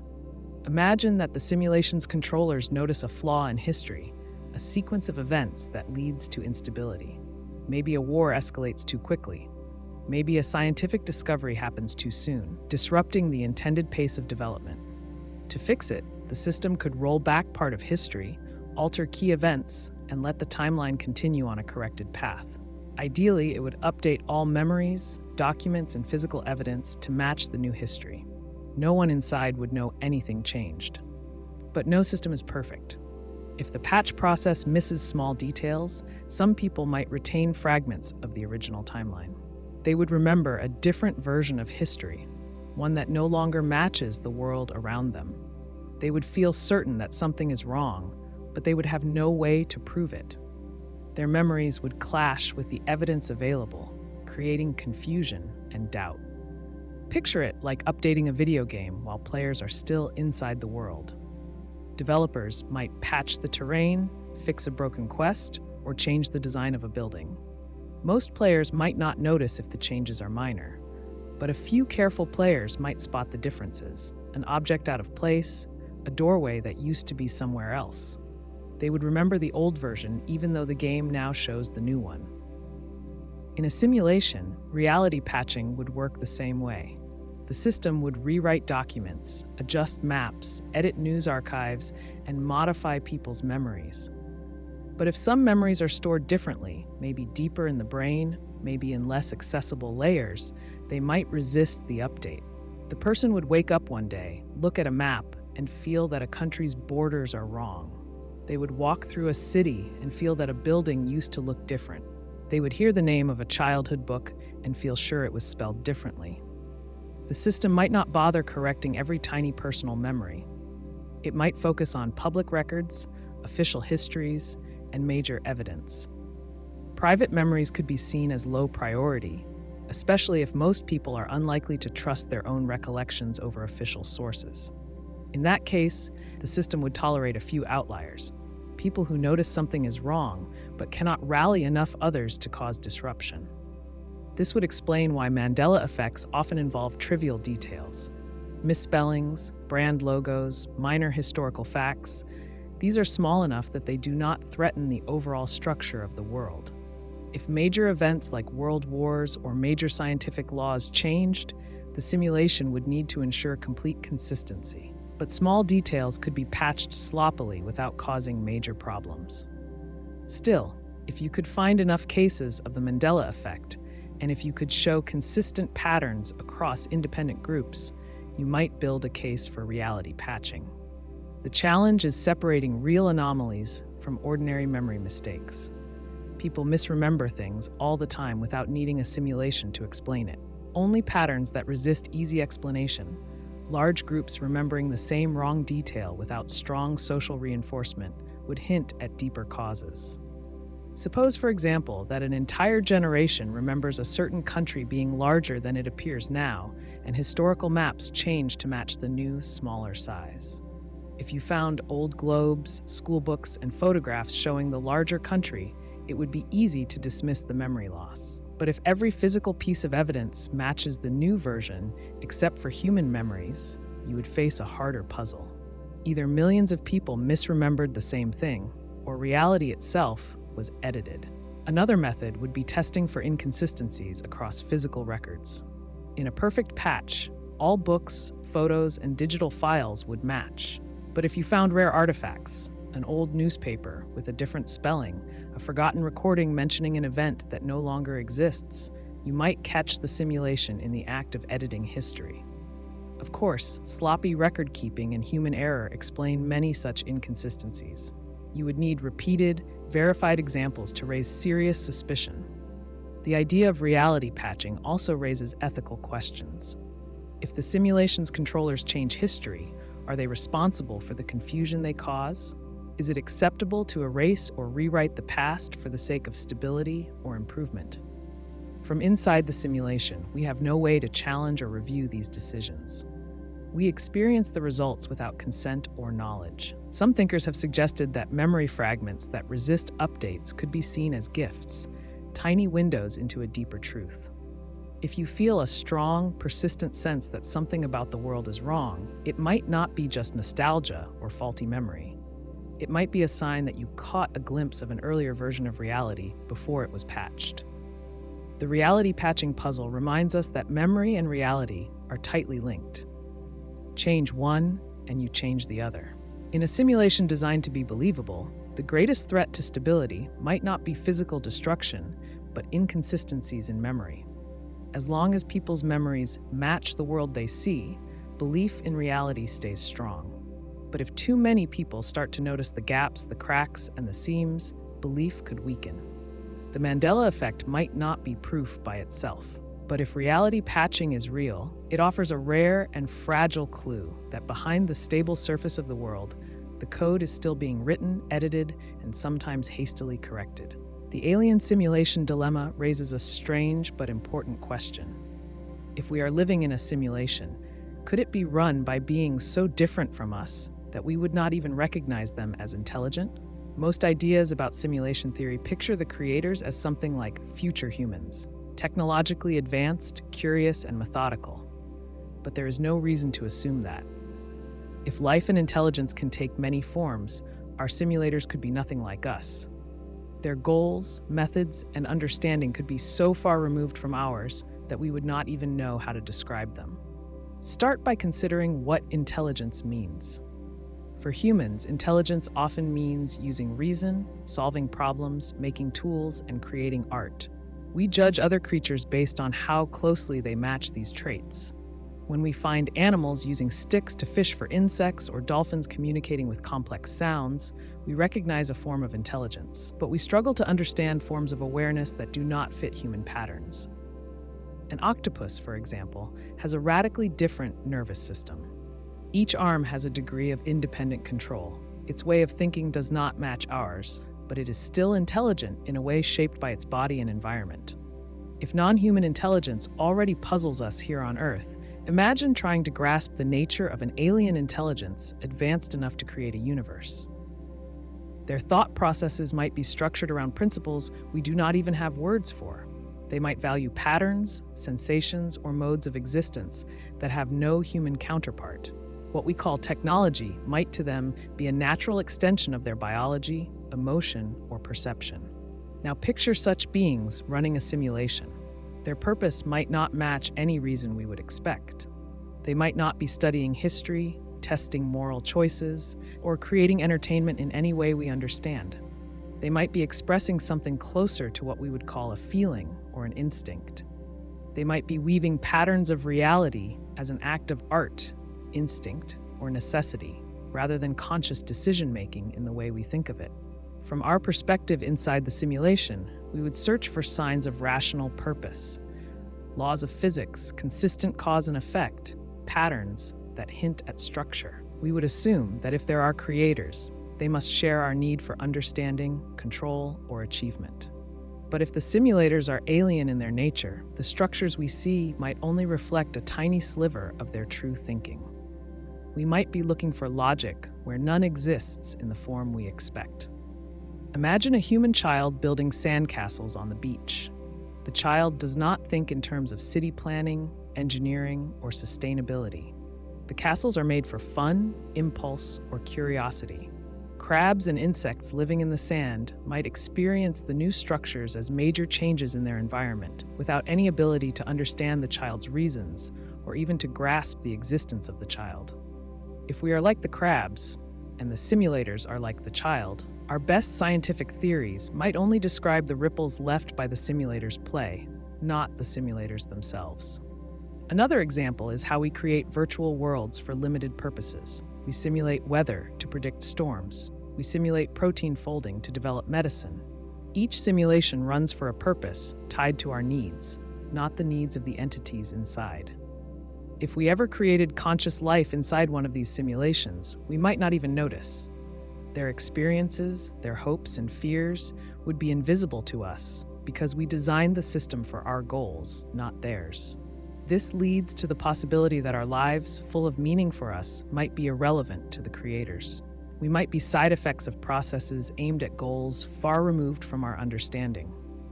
If the simulators are alien in thought, they might not value individual experience, suffering, or achievement in any way we recognize. They might view us as patterns, echoes, or expressions of deeper principles. Some might find this idea bleak. If the simulators are so different that they cannot or do not care about us, then the universe might seem cold or meaningless. But another view is possible. Just because we cannot recognize their form of intelligence does not mean it is hostile or indifferent. It could be that their act of creating us, however accidental, gives us a space to live, grow, and wonder.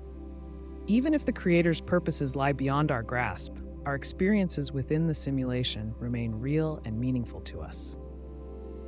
The alien simulation dilemma also forces us to question how we search for evidence of the simulation. If we expect signs of familiar engineering, like digital glitches, structured messages, or clean mathematical footprints, we might miss the true signs. The fingerprints of the simulators might appear as irregularities we dismiss, patterns we overlook, or features of reality we take for granted because they seem too strange or too basic to question. For instance, why do we experience time as a flowing sequence, even though physics at its deepest levels suggests that time might not flow at all? Why does consciousness arise from matter, a process we still do not fully understand? If the simulators think differently, perhaps time, consciousness, or even physical existence itself are not primary realities, but artifacts of how they set up the simulation. We might be embedded in assumptions that serve alien purposes. Suppose, for example, that the simulators experience reality as a vast web of simultaneous events, with no sense of before and after. In creating a simulation where beings experience linear time, they would not be making a mistake. They would simply be creating a reality different from their own. From our side, we would find time natural and inevitable.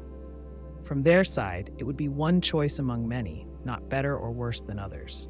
Communication with such beings would be nearly impossible. Language, logic, and emotion might not overlap at all. Even if they tried to send a message, we might misinterpret it completely. A cosmic ray burst, a subtle shift in mathematical constants, a pattern in the background radiation of space, any of these could be an intentional signal we simply lack the tools to recognize. There is also the possibility that we are one simulation among countless others, each shaped by different alien minds exploring different possibilities. In that case, the features of our reality might reflect not universal truths, but the personal tastes, curiosities, or instincts of the simulators. What we call laws of nature might be closer to preferences or habits embedded in the system. The alien simulation dilemma reminds us that our understanding of intelligence, purpose, and existence is deeply tied to our human experience. In a reality built by truly alien minds, we might be as far from grasping the true nature of the creators as an ant is from understanding the architecture of a cathedral. Still, within the limits of our awareness, we live, think, feel, and search. Even if the creators' purposes remain beyond our reach, the quest to understand them, or simply to wonder about them, is a real and meaningful part of the world we inhabit. The cosmic speed limit puzzle asks why there is a maximum speed in the universe. According to physics, nothing can travel faster than the speed of light. Light moves at about 300,000 kilometers per second in a vacuum, and no information or object can go faster. This rule is absolute. It applies to everything, from particles to spaceships to gravitational waves. If we live inside a simulation, one theory is that the speed of light acts as a built-in restriction, designed to manage information flow and limit the computational load on the system. Start by thinking about how computers work. When you play a game or run a program, your computer handles information. It processes events, moves objects, updates positions, and tracks changes. If the game world were allowed to update instantly everywhere at once, the computer would need to track and synchronize everything all the time. That would use massive amounts of power and slow down the system. But if the game enforces limits, rules that say information can only travel at certain speeds, the system can focus its effort where it matters most, near the player's location. The speed of light acts like a similar control inside our universe. It creates a boundary around how fast cause and effect can move. If two particles are billions of kilometers apart, a change in one cannot instantly affect the other. The information must travel across space, limited by the speed of light. This limit keeps distant events from overwhelming the system with constant updates. It divides the universe into manageable zones where local interactions can happen without needing to track the entire universe in real time. Picture a busy city. If every traffic light had to update its timing based on every car in the city instantly, the system would collapse. Instead, each light reacts mostly to local traffic. In the same way, the universe lets local events unfold without instantly linking them to faraway places. The speed of light limit makes the universe easier to simulate because it breaks the system into regions that can update mostly independently. Another way to understand it is to think about lag in online games. When too much data moves too fast, systems slow down or crash. Designers manage this by restricting how much information moves and how quickly it updates. If our universe is a simulation, the speed of light would serve a similar purpose, managing the flow of information to prevent lag, overload, or errors. There is also the question of predictability. If information could travel infinitely fast, actions at one point could instantly affect the whole universe. That would make the system far harder to stabilize. With a speed limit, changes ripple outward at a controlled rate. The simulation can predict, manage, and correct events before they spiral out of control. You can also think about causality. In our universe, cause precedes effect. You flip a switch and the light turns on. You push a ball and it rolls forward. Without a speed limit, cause and effect could blur. An effect might happen before its cause in some reference frames. That would create logical contradictions and paradoxes that would be difficult for any simulation to manage. The speed of light keeps cause and effect ordered, making the world consistent and believable. Consider how the speed of light shapes communication. Messages to distant stars would take years or centuries. Even at light speed, it would take 4 years to send a message to the nearest star outside our solar system. This delay discourages constant interaction across vast distances. It means civilizations, if they exist elsewhere, develop largely in isolation. The simulation does not need to process galaxy-wide real-time interaction between civilizations. It only needs to handle local developments, again reducing the computational load. Energy requirements also fit the picture. According to special relativity, as an object moves faster, it gains mass. The closer it gets to the speed of light, the more energy it takes to keep accelerating it. To reach the speed of light would require infinite energy, which is impossible. This rule naturally prevents anyone from breaking the speed limit. It keeps high-speed travel rare and expensive. Most things in the universe move slowly compared to light, making simulation updates easier and less costly. If we step back and look at how consistent the speed of light is across experiments and observations, it adds another piece to the puzzle. No matter how you move or where you are, light speed stays constant. It acts like a universal clock, setting the tempo of the simulation. Time, space, and mass all adjust to maintain this constant speed. That kind of deep consistency suggests a fundamental system design, a choice baked into the structure of the universe. Suppose a civilization inside the simulation tries to break the speed limit. They build a spaceship and push it to incredible speeds. As they approach light speed, time slows down for them, mass increases, and more energy is needed. These effects do not just stop them from succeeding. They also warn them that the structure of the universe resists their efforts. It is as if the simulation has built-in defenses to protect its operating limits. If there were no speed of light limit, advanced beings could move, communicate, and manipulate reality across the entire universe instantly. They could create massive structures, shift planets, or send signals that change events everywhere at once. That would require a simulation system orders of magnitude more powerful than one that can safely assume most interactions happen locally and slowly. Another point to consider is how the speed limit affects our experience of time and space. Because light speed is finite, we see distant stars as they were millions or billions of years ago. The night sky is a history book written in light. In a simulation, this means the system only needs to render the present moment locally. Distant objects can be stored as historical data until someone looks closely. Only when we aim a telescope at a distant galaxy does the system need to produce a detailed rendering, much like a game only renders parts of the world the player can see. The cosmic speed limit puzzle makes us question the very structure of reality. It suggests that limits we see as natural might actually be artifacts of careful design. It shifts the view of the universe from an uncontrolled explosion of energy to a managed system with rules intended to keep information flowing at a sustainable pace. If the speed of light is a built-in restriction, it serves many roles. It maintains order. It prevents paradoxes. It divides the universe into manageable sections. It reduces the load on the simulation's processing power. It enforces consistency across different observers and reference frames. All these effects point toward a system designed with stability, efficiency, and coherence in mind. Whether the universe was built by human-like beings or by minds so alien we cannot imagine them, the existence of a cosmic speed limit fits well with the needs of a simulation that must balance richness of experience against practical limits of processing and control. The speed of light would not just be a physical constant.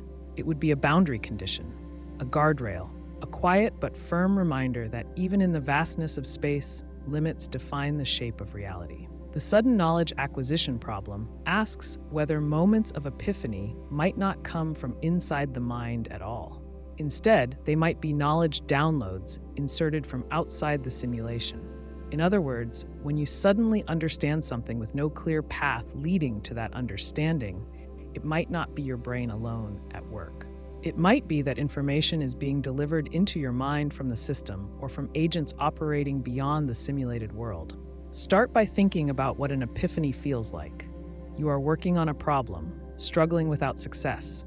You leave it alone, take a walk, or drift off to sleep. Suddenly, an answer appears in your mind, whole and clear. It feels obvious, even though you could not reach it through ordinary thinking. Artists describe entire songs, paintings, or stories appearing in a flash. Scientists report sudden insights that solve problems they worked on for years. These experiences feel different from regular learning. They do not arrive through slow, logical steps. They come all at once. In a purely physical world, the common explanation is that the unconscious mind continues working behind the scenes. Your brain rearranges facts, runs simulations, and connects ideas while your conscious mind rests. When the solution forms, it surfaces into awareness. This model fits many cases, but it does not fully explain why some insights appear with no clear link to previous thoughts or experiences. If we live inside a simulation, another possibility opens. The simulation might allow for external inputs. Moments of sudden knowledge could be uploads from outside, inserted into the mind at key moments. These inserts could serve various purposes, guiding the individual, correcting errors, advancing technology, or shifting cultural development. Think about how computer games work. A player struggling with a puzzle might receive a hint from the game's system. In some games, hidden systems track the player's progress and offer small nudges if the player seems stuck. Sometimes these nudges are so subtle that the player believes they solved the puzzle on their own. If our reality works the same way, epiphanies might be the system's way of offering hints, without revealing that it is doing so. Imagine a researcher wrestling with a complex scientific question. After years of frustration, one morning she wakes up with a fully formed idea that explains the problem. She tests it, and it works perfectly. She believes her unconscious mind finally connected the dots. But if the simulation monitors key areas of development, it might have judged that the time was right to move her forward. The idea could have been uploaded directly into her consciousness, packaged to feel like her own discovery. Another example is artistic inspiration. A composer hears a melody in a dream, wakes up, and writes it down note for note. A painter sees an entire scene flash before their eyes and spends days capturing it on canvas. While it is possible that the mind can generate these things unaided, the clarity and completeness of the experience sometimes suggest an external source. Even young children sometimes show sudden leaps in understanding. A child might grasp a complex idea without formal teaching, as if the knowledge were simply waiting for the right trigger to surface. In a simulation model, early knowledge downloads could prepare individuals for roles they are meant to play later, planting seeds that blossom over time. You can also think about historical bursts of knowledge. Periods like the Renaissance, when art, science, and philosophy advanced rapidly, could be seen as collective downloads. If the simulation needed a burst of innovation to reach a new stage, it could seed multiple minds at once, with ideas that push civilization forward. Skeptics might say there is no need to imagine external downloads. They would argue that the brain is vast, complex, and capable of surprising itself. But the suddenness, completeness, and sometimes alien nature of epiphanies leave a door open to other explanations. If the simulation controls both environment and mind state, inserting knowledge would not be difficult for it. It would simply modify the mental structure slightly, embedding new patterns of thought or memory. Suppose you are working on a math problem. You have all the tools but cannot find the solution. One night, you dream of a simple shape, and when you wake up, you realize the shape holds the key. You believe the dream came from your own mind. But what if the dream was placed there? The system could monitor your thought processes, detect your struggle, and deliver the missing piece while you are in a suggestible state. Dreams provide a natural window for inserts because the mind's defenses are relaxed and information can be integrated smoothly. Another factor to consider is the emotional quality of epiphanies. People often report a deep feeling of certainty when they experience sudden knowledge. It feels more real than ordinary ideas. It carries a sense of inevitability or destiny. This emotional weight could be part of the insert package, ensuring that the new knowledge takes root and is acted upon. If epiphanies are downloads, they might not always be perfect. Errors could creep in. Misinterpretations could happen. Just as computer updates sometimes introduce bugs, knowledge inserts might sometimes produce confusion, missteps, or unintended consequences. A flawed epiphany could lead to scientific dead ends, artistic failures, or harmful beliefs. The system might accept these risks as part of a broader strategy. There is also the question of who or what decides when to deliver knowledge. If the simulation is fully automated, inserts might trigger based on pre-programmed criteria. If conscious agents outside the simulation manage it, they might intervene based on broader goals. Perhaps they monitor cultural evolution, technological progress, or moral development, and offer knowledge at turning points to guide the simulation's overall direction. If this model is true, it reshapes how we think about creativity, genius, and progress. Personal effort would still matter. You have to prepare your mind, work hard, and be open to insights. But you might also be participating in a hidden dialogue with the deeper system running the simulation. It would also mean that breakthroughs are not purely personal achievements. They would be collaborations between minds inside the simulation and forces outside it.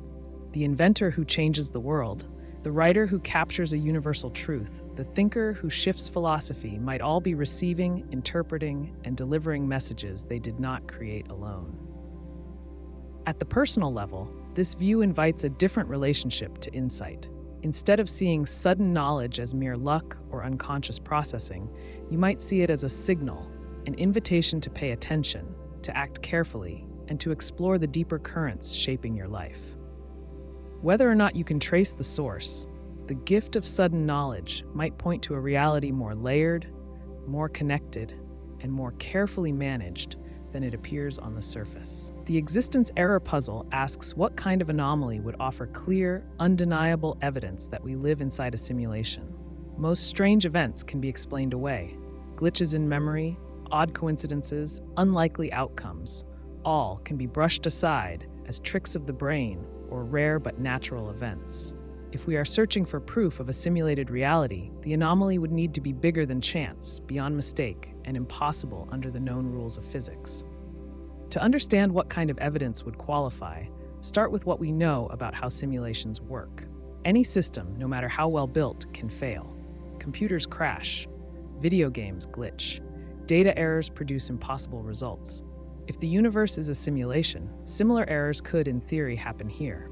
But the simulation would be designed to handle small mistakes invisibly. When tiny errors occur, the system could correct them before we notice, just like error-correcting codes clean up data in modern computer networks. A true existence error would have to break through that safety net. It would have to create a crack wide enough that anyone, even the most skeptical observer, would have to admit something was wrong with reality itself. One clear candidate would be a visible violation of the basic laws of physics. If gravity suddenly switched off in a public place, causing people, cars, and objects to float upward without warning, it would be almost impossible to explain without invoking a fundamental breakdown in reality. Natural causes like magnetic fields or gas leaks could not account for such a large, sudden effect. Another example would be a hard contradiction of physical laws. Suppose someone discovered a machine that produced unlimited energy with no fuel. Known as a perpetual motion machine, such a device is considered impossible because it violates the first and second laws of thermodynamics. Every serious scientist agrees that perpetual motion cannot exist. If one were built, tested, and found to work under controlled conditions, it would signal that the rules of energy conservation are not absolute. This could point to a simulation error, an overlooked loophole or flaw in the coding of the universe. Time inconsistencies could offer another form of undeniable evidence. If large numbers of people experienced reverse time, frozen time, or overlapping timelines in a way that could be recorded and measured, it would challenge the idea of a consistent, natural world. For example, if a crowd at a sports event all saw the same player score two different outcomes in the same game, with physical evidence supporting both memories, it would suggest that the simulation had loaded two conflicting states at once. Geometric or topological errors could also reveal the truth. If a building changed shape while people were looking at it, growing a new wing, shifting floors, or rotating rooms in impossible ways, it would suggest that the structure was not governed by ordinary physical materials, but by data that had been edited or corrupted. Similarly, if a mountain vanished or a river reversed course overnight with no physical cause, and everyone remembered the old version, it would strongly hint at a change in the simulation's database. Another possibility is redundancy errors. In a well-built world, every object is unique. Even if you mass-produce identical chairs, each will have tiny differences from manufacturing. But in a simulation, objects could be copied exactly by duplicating data. If you found two objects, say two rocks or two trees, that were completely identical down to atomic or molecular structure, it would be suspicious. Natural processes create variation. Exact duplication without cause would suggest copy and paste behavior, typical of digital systems. You could also imagine encountering raw code or placeholders left behind by the system. In video games, sometimes players find unfinished parts of the map labeled with signs like "under construction" or "placeholder texture." If you were walking through a forest and suddenly found a rock labeled "insert rock model here," it would be impossible to explain as a natural event. Another form of existence error could involve consciousness itself. If a large number of people suddenly and independently accessed memories or knowledge they could not have obtained naturally, such as detailed memories of future events, parallel histories, or personal experiences from different lives, it would suggest that the simulation's memory management had glitched, allowing access to data normally kept hidden. Mathematical anomalies could provide another clue. If the fundamental constants of nature, like the speed of light, the gravitational constant, or Planck's constant, suddenly changed value across the entire universe in a detectable way, it would suggest tampering. Natural laws do not shift. If the fine structure constant changed overnight and instruments around the world confirmed it, the only plausible explanations would be either the discovery of hidden physics or a change in the simulation's parameters. Shared hallucinations are often dismissed as mass hysteria or suggestibility. But if a large, geographically separated group of people independently describe the same impossible event without communication or prior exposure, it would be harder to ignore. Suppose people across the globe woke up one morning, remembering a day that did not happen, a day with specific events, conversations, and shared history that no longer existed. If evidence of that day, photos, emails, videos, also appeared and then vanished, it would strongly point toward an error in reality's information handling. Finally, you could consider numerical artifacts. If the universe runs on code, rounding errors, floating point limits, or pattern repetitions might eventually leak through. For example, if astronomers found that distant galaxies arrange themselves not randomly, but along grid lines or perfect geometric shapes, it would suggest artificial structure. Nature usually favors randomness and imperfection. Clean, repeating patterns on a cosmic scale would be unnatural and suspicious. Finding one of these anomalies would not just be a curiosity. It would force a complete rethinking of physics, philosophy, and existence itself. If reality can break, then reality is not what we think it is. It would mean that underneath the appearance of solid ground, there is something more fragile, more designed, and more vulnerable to error than we ever imagined. The existence error puzzle demands anomalies that resist easy explanation, survive skeptical scrutiny, and point clearly to something beyond chance, mistake, or natural law. Until we find such an anomaly, we live with uncertainty. But if we ever do find one, it will not just change science. It will change the meaning of reality itself. The consciousness injection hypothesis suggests that individual consciousnesses are not created by the brain or body, but are instead inserted into pre-existing avatars. In this model, your physical body is like a highly detailed vehicle or character in a game, and your awareness, your sense of self, is something added after the body is ready.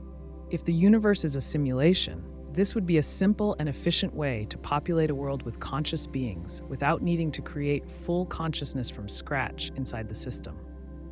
Start by thinking about how avatars work in video games. When you start a new game, you select a character. The character might already exist in the game world, with its design, abilities, and background programmed in, but it only becomes alive in the game when you take control of it. Until then, it sits idle or moves according to simple scripts. Your presence as the player gives the character meaning, direction, and real-time decisions. If consciousness operates similarly in our reality, your mind might have entered your body sometime during early development, perhaps before birth, perhaps during infancy, or even at another point. The body grows, changes, and responds to the world through natural processes, but the actual spark of subjective experience could come from outside the simulation. This would explain certain mysteries about consciousness. Neuroscientists have studied the brain for decades, mapping neurons, measuring electrical signals, and tracing chemical reactions. They can describe the processes involved in thought, memory, and emotion. But they cannot explain why subjective experience arises at all. Why does a set of electrical impulses and chemical signals create the feeling of being you? Why does seeing the color red or feeling sadness have an inner personal quality? This is called the hard problem of consciousness, and it remains unsolved. If consciousness is injected rather than generated, the mystery makes sense. The brain would handle processing, memory storage, and body control. It would act like the wiring and circuits of a computer. But the actual user, the conscious observer, would come from elsewhere, connected to the brain, but not created by it. The brain would serve as an interface, translating the simulation's data into experiences the consciousness can perceive. Consider how dreams work. In a dream, your brain generates a world with places, people, and events. You experience the dream as if you are inside it. You move, feel emotions, and make choices. Yet when you wake up, you realize that your real self was never truly inside the dream world. You were linked to it through your mind. If the simulation works similarly, your real consciousness could be connected to your simulated body without being fully contained within it. The consciousness injection hypothesis also explains certain oddities about identity. Many people report feeling disconnected from their bodies at times. In moments of extreme stress, trauma, or meditation, they might feel as if they are observing themselves from outside.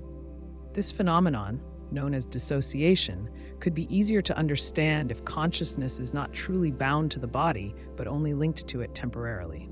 Near-death experiences also fit this model.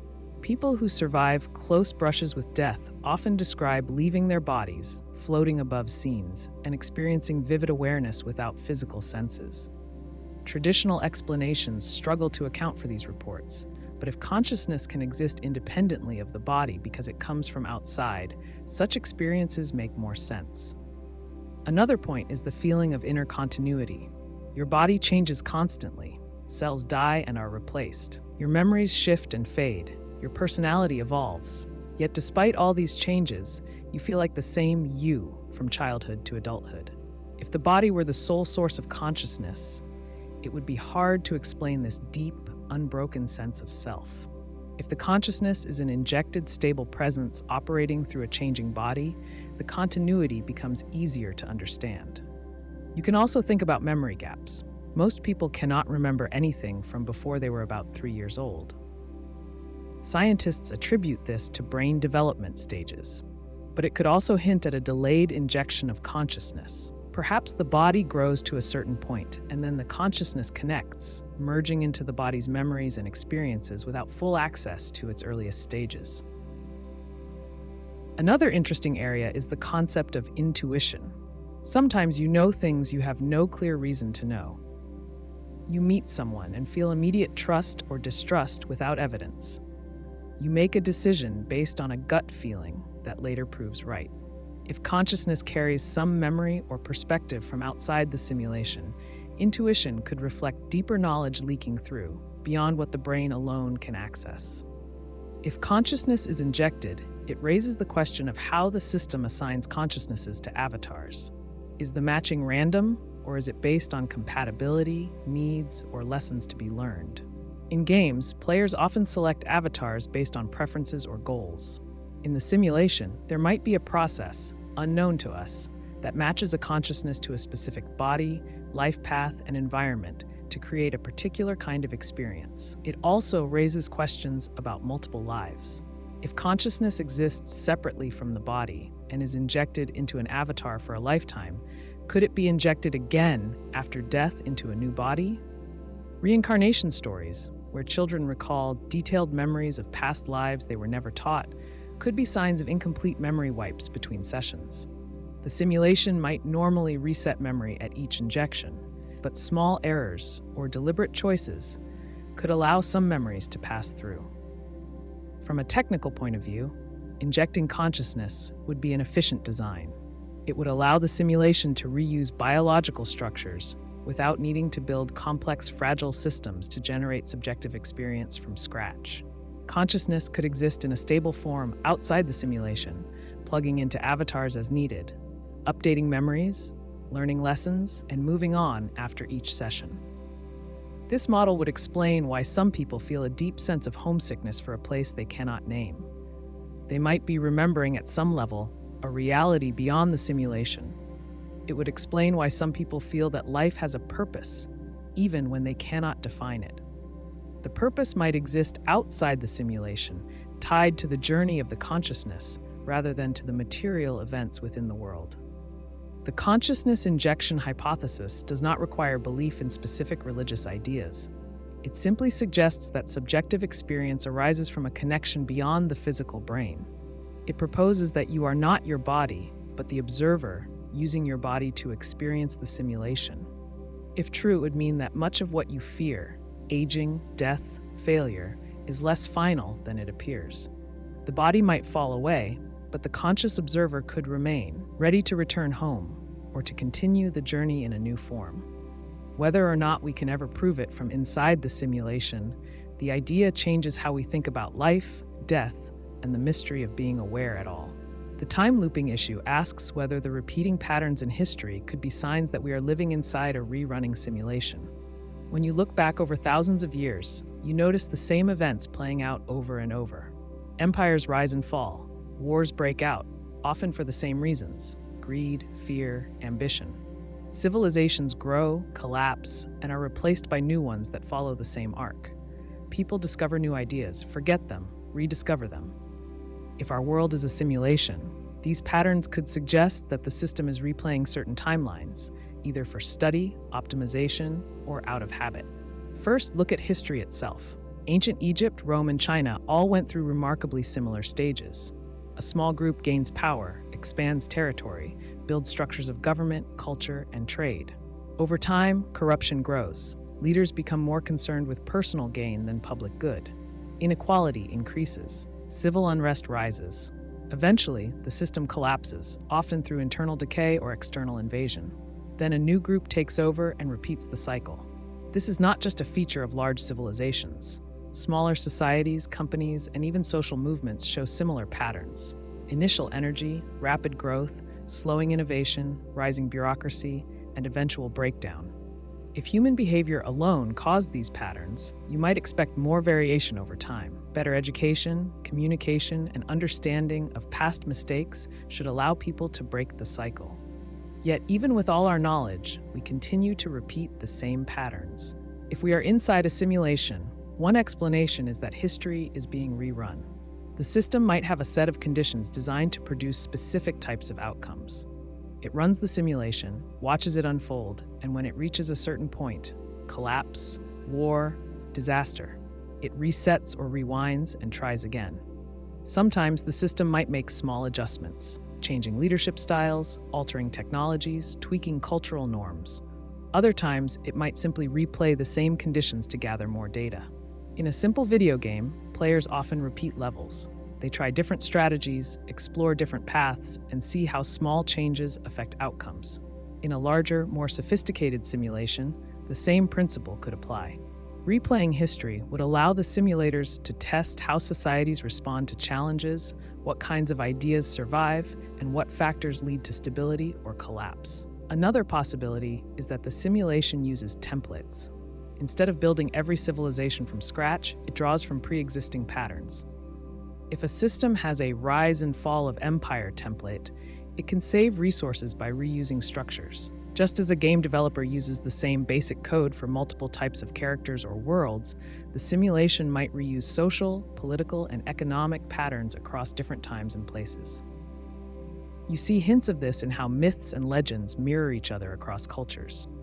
Stories of great floods, hero journeys, and battles between light and darkness appear everywhere, from Mesopotamia to South America.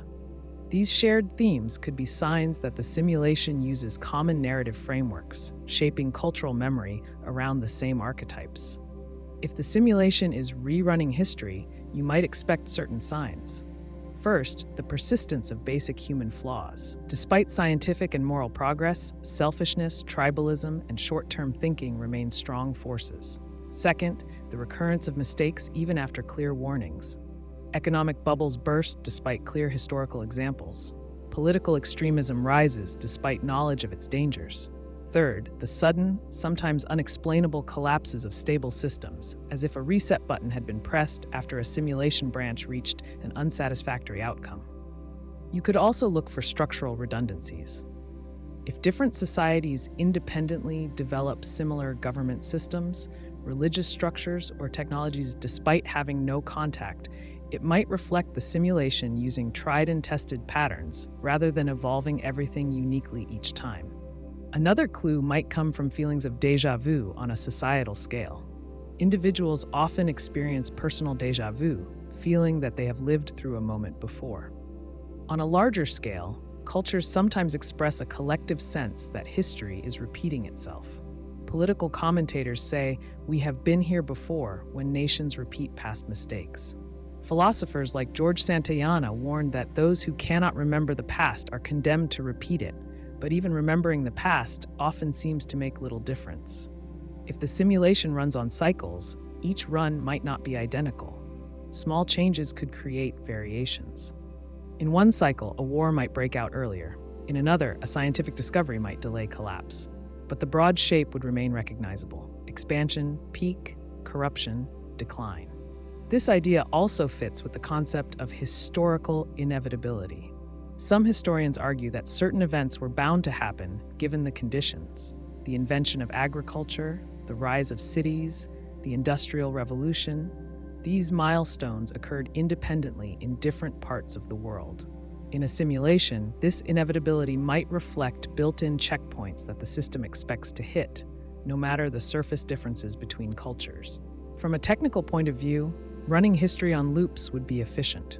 The simulation would not need to invent endless novelty. It could optimize existing scenarios, gathering more detailed data with each run.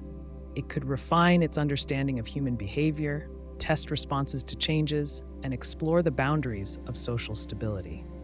Another possibility is that rerunning simulations is not about testing humans, but about testing the system itself. Running multiple versions of history allows the simulation to stress test its rules, find bugs, and adjust parameters. If certain scenarios always lead to catastrophic failure, the system can identify weak points in its design. There could also be an artistic or narrative reason. The simulators might find beauty or meaning in watching the same themes unfold in different ways. Much like a musician revisiting a melody through variations, the system might enjoy seeing how different civilizations interpret the same basic struggles: freedom versus control, innovation versus tradition, order versus chaos. If history looping is real, it might explain why some people feel drawn to particular historical periods, technologies, or ideas. They might be carrying faint echoes from previous loops, subtle memories that survive resets. It could also explain why periods of rapid change often feel strangely familiar, as if the underlying script had already been written. Detecting a history loop would be difficult from inside the simulation. You would need to find patterns so strong, so unlikely to occur by chance, that they suggest deliberate repetition. You might study how civilizations rise and fall, looking for signs that the process follows a programmed script rather than a natural, chaotic evolution. The time looping issue reminds us that history might not be a straight, one-way journey. It might be a repeating cycle, a pattern unfolding again and again inside a system designed for learning, testing, or even storytelling. Whether we are trapped in these loops or learning through them, the repeating cycles of war, empire, and collapse could be the most visible footprints of a deeper, hidden structure guiding the flow of time. The random number problem asks whether the quantum randomness we see in the universe is truly random or just pseudo-random, a shortcut taken by a simulation to save computing power. In quantum physics, many events seem to happen without cause. A particle's position, a radioactive atom's decay, or the outcome of a photon passing through a filter all appear to be decided by pure chance. No hidden variables, no deeper rules, only probabilities. But if we are living inside a simulation, it might be much easier for the system to generate these outcomes using pseudo-random processes rather than true randomness. To understand this better, start with how computers handle randomness. Computers are deterministic machines. They follow clear, logical rules. If you give them the same input, they produce the same output. True randomness does not come naturally to them. When a computer needs random numbers, it uses algorithms called pseudo-random number generators. These algorithms create sequences of numbers that look random, but are actually determined by an initial value called a seed. If you know the seed, you can predict the whole sequence. In most practical cases, pseudo-random numbers are good enough. They pass tests for randomness. They work for games, simulations, cryptography, and statistical models. True randomness, such as the decay of radioactive material or thermal noise, is harder to produce, more expensive, and less predictable. Now think about how a large simulation would manage randomness. If the universe has to generate a random outcome every time a quantum event occurs, it would need a massive amount of true randomness. It would require a way to store and update randomness across countless locations at once. True randomness could also create problems for stability. Completely unbounded events could crash parts of the simulation, cause inconsistencies, or produce results that break the design structure of reality. Using pseudo-random processes would make the system much more efficient. The simulation could use algorithms that generate random-looking outcomes based on simple rules and seeds. From the inside, observers like us would see events that pass all local tests for randomness. We would see photons choose paths, particles decay, and electrons spin up or down in ways that match the statistics we expect. But under the surface, the outcomes would be determined by hidden functions, not by true chance. This idea matches how many parts of the universe behave. Quantum mechanics predicts probabilities very accurately. We can predict the odds of an electron being in one location or another, the likelihood of a particle passing through a barrier, or the half-life of a radioactive isotope. But we cannot predict individual outcomes. We can only say, for example, that half the atoms in a sample will decay within a certain time frame. Which atoms decay and when remains unpredictable. If the simulation runs on pseudo-randomness, it only needs to match statistical expectations. It does not need true, source-free randomness. As long as large groups of events behave according to quantum probabilities, the system can handle the details with pseudo-random generators. Imagine flipping a coin in a video game. The game engine does not generate a truly random outcome. It uses an algorithm to simulate randomness. As a player, you see the coin spin and land. It looks real. It behaves statistically the way you expect, about half heads, half tails. But if you had access to the engine's code and the seed value, you could predict every coin flip in advance. If the universe works the same way, it would mean that all quantum randomness is an illusion of unpredictability created for observers like us. The simulation would not need to waste resources creating and managing true randomness everywhere. It would just use efficient algorithms that maintain the appearance of randomness where needed. One way to test this idea would be to look for patterns or correlations in quantum events that should not exist. Pseudo-random sequences can sometimes show subtle flaws, especially over very large samples. In computer science, there are tests for pseudo-randomness that check for biases, repetitions, or dependencies. If similar biases appeared in quantum experiments, it might suggest that the randomness is not fundamental, but generated. Of course, detecting such patterns would be extremely difficult. Quantum events already have noise and uncertainty. Any real-world measurement includes errors from instruments, environmental effects, and statistical fluctuations. To spot flaws in the underlying randomness, you would need incredibly precise data, collected over massive scales, and analyzed without bias. Another angle is the idea of entanglement.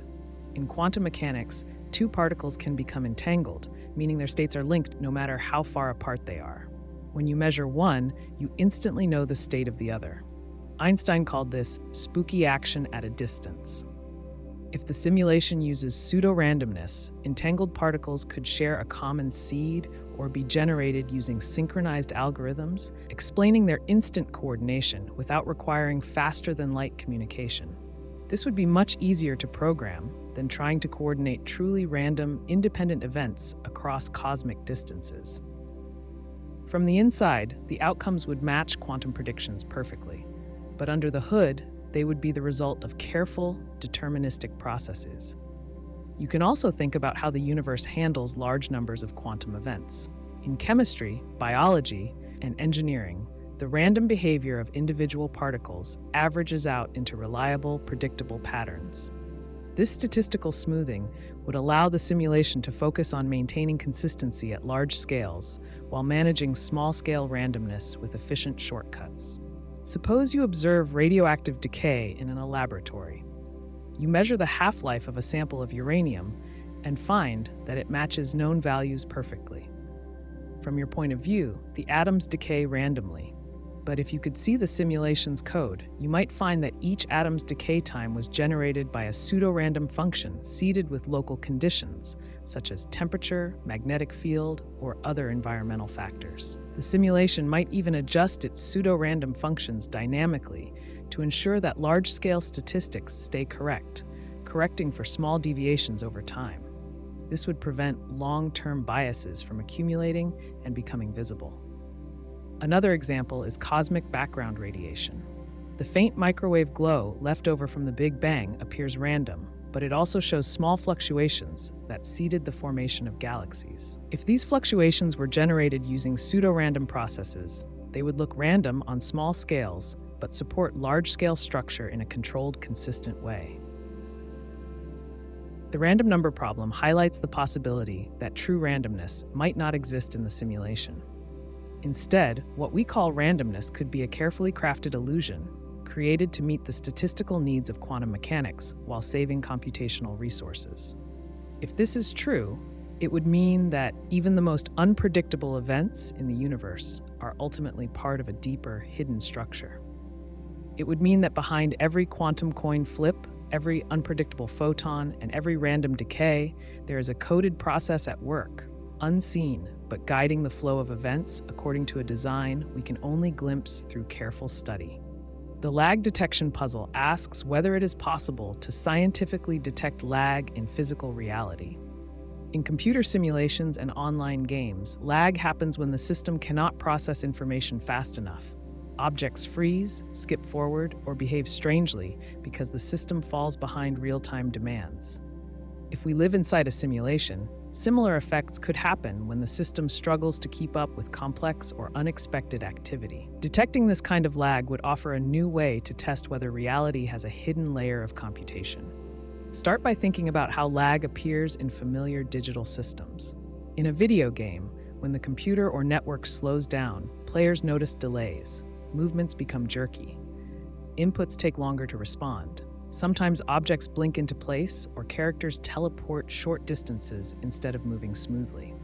The system tries to cover up the slowdown, but careful players can spot the signs. In a simulated reality, lag would show up differently.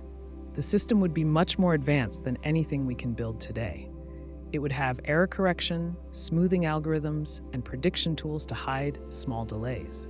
But under extreme conditions, massive data loads, unpredictable actions, or local breakdowns, small hints of lag might leak through. The first step toward detecting lag scientifically is to define what kinds of events to look for.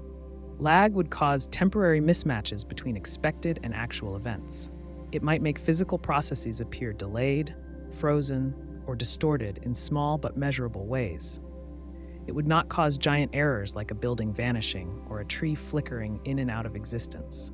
It would cause subtle timing errors, coordination failures, or inconsistencies in cause and effect sequences. One approach would be to study synchronization at extreme scales. In physics, many systems rely on perfect timing. Atomic clocks, for example, keep time by measuring the vibrations of atoms, which are extremely regular. If the simulation lags even slightly, you might detect tiny drifts or glitches in the synchronization of highly precise clocks located far apart. Imagine placing atomic clocks on opposite sides of the Earth. They are synchronized using signals sent through satellites. In normal physics, these clocks should stay in perfect or near-perfect alignment after accounting for known factors like gravitational differences and relativistic effects. If unexplained drifts appeared beyond what physics predicts, it could suggest local lag, areas where the simulation falls behind processing tasks and timing slips. Another method could involve measuring the speed of light in different conditions. In theory, the speed of light in a vacuum is constant. It does not vary with location, direction, or environmental factors.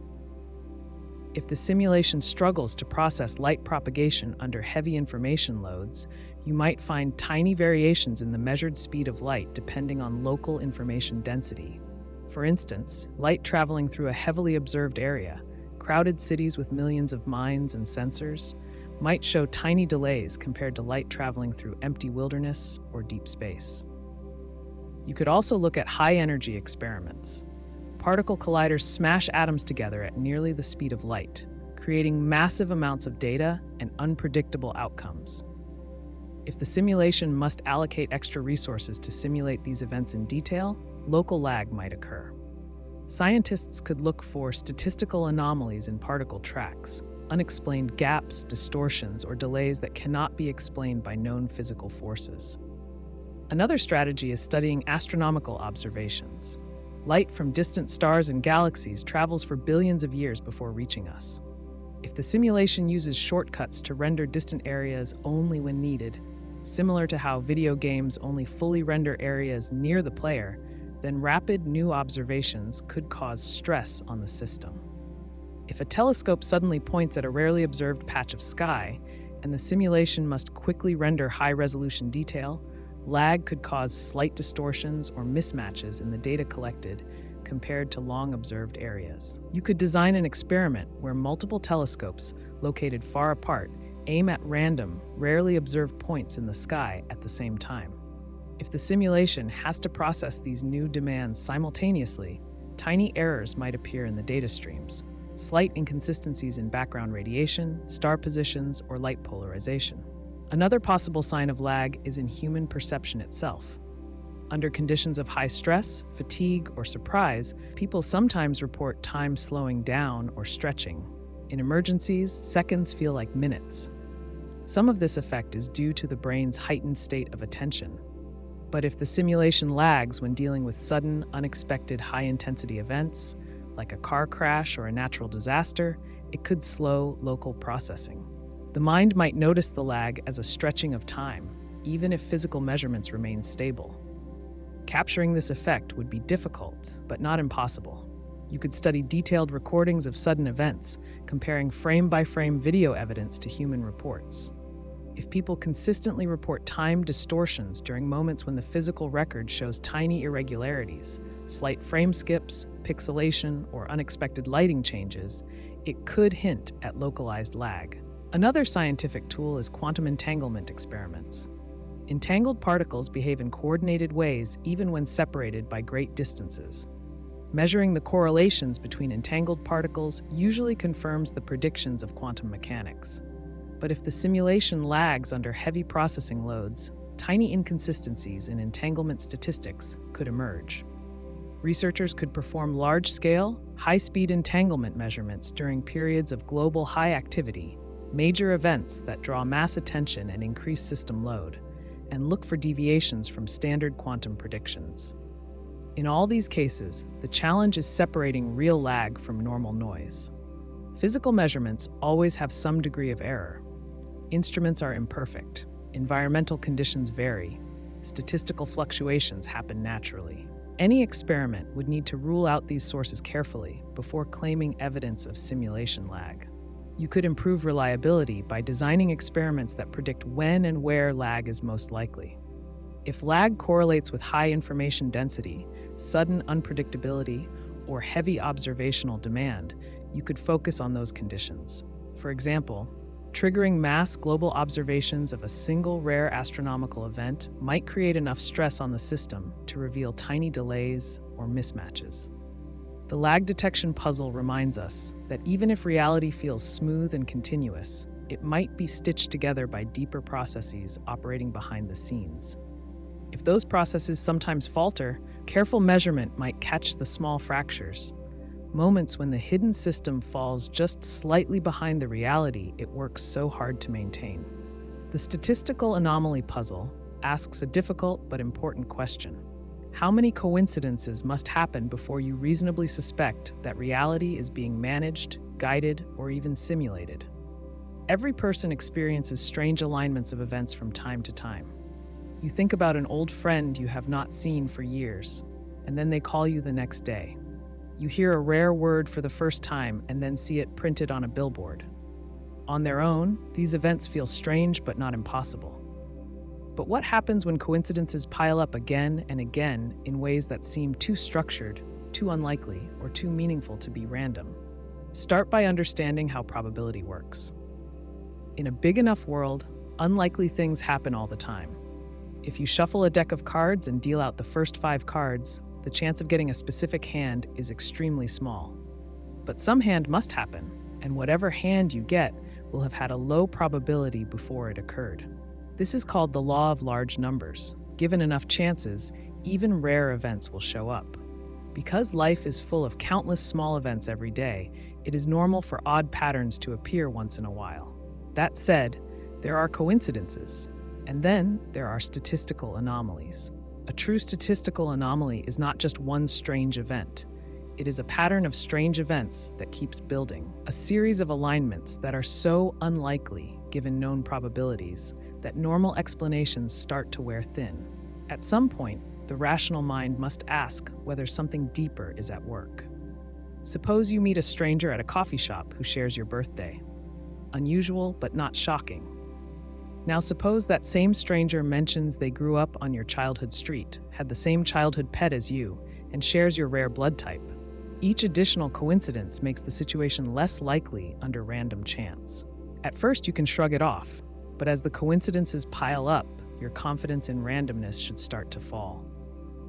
In a simulation, managing coincidences could be a natural way for the system to guide events without forcing them outright. Instead of breaking physical laws, the system could adjust probabilities slightly, nudging unlikely events into being. This would allow for meaningful intersections, personal awakenings, or key developments without visibly disrupting the structure of reality. Coincidences would be the fingerprint's hidden management, small hints that the whole world is not as random as it seems. You can think about this like designing a role-playing game. The player believes they have complete freedom, but the game designers plant subtle signposts to guide them. A strange character appears just when the player needs help. A hidden path opens up at the perfect moment. These events feel organic, but behind the scenes, the system is adjusting probabilities to shape the story. If our world is a simulation, coincidences could serve a similar function. They could guide individuals towards certain experiences, lessons, or realizations. They could connect people who need to meet. They could trigger questions that pull someone deeper into exploring reality itself. The key question is, when does suspicion become rational? Statisticians use something called a p-value to measure how unlikely a result is under a null hypothesis, the assumption that nothing special is happening. A p-value of 0.05 means there is a 5% chance that the observed result would occur by random chance. In scientific research, a p-value below 0.05 is often considered evidence against the null hypothesis, suggesting that something real is happening. Applying this idea to real life, if a coincidence has less than a 5% chance of happening randomly, you might begin to wonder. But life is messy, and many events are hard to assign clean probabilities to. Suppose you keep a rough mental score instead. Each unlikely event adds weight to the scale.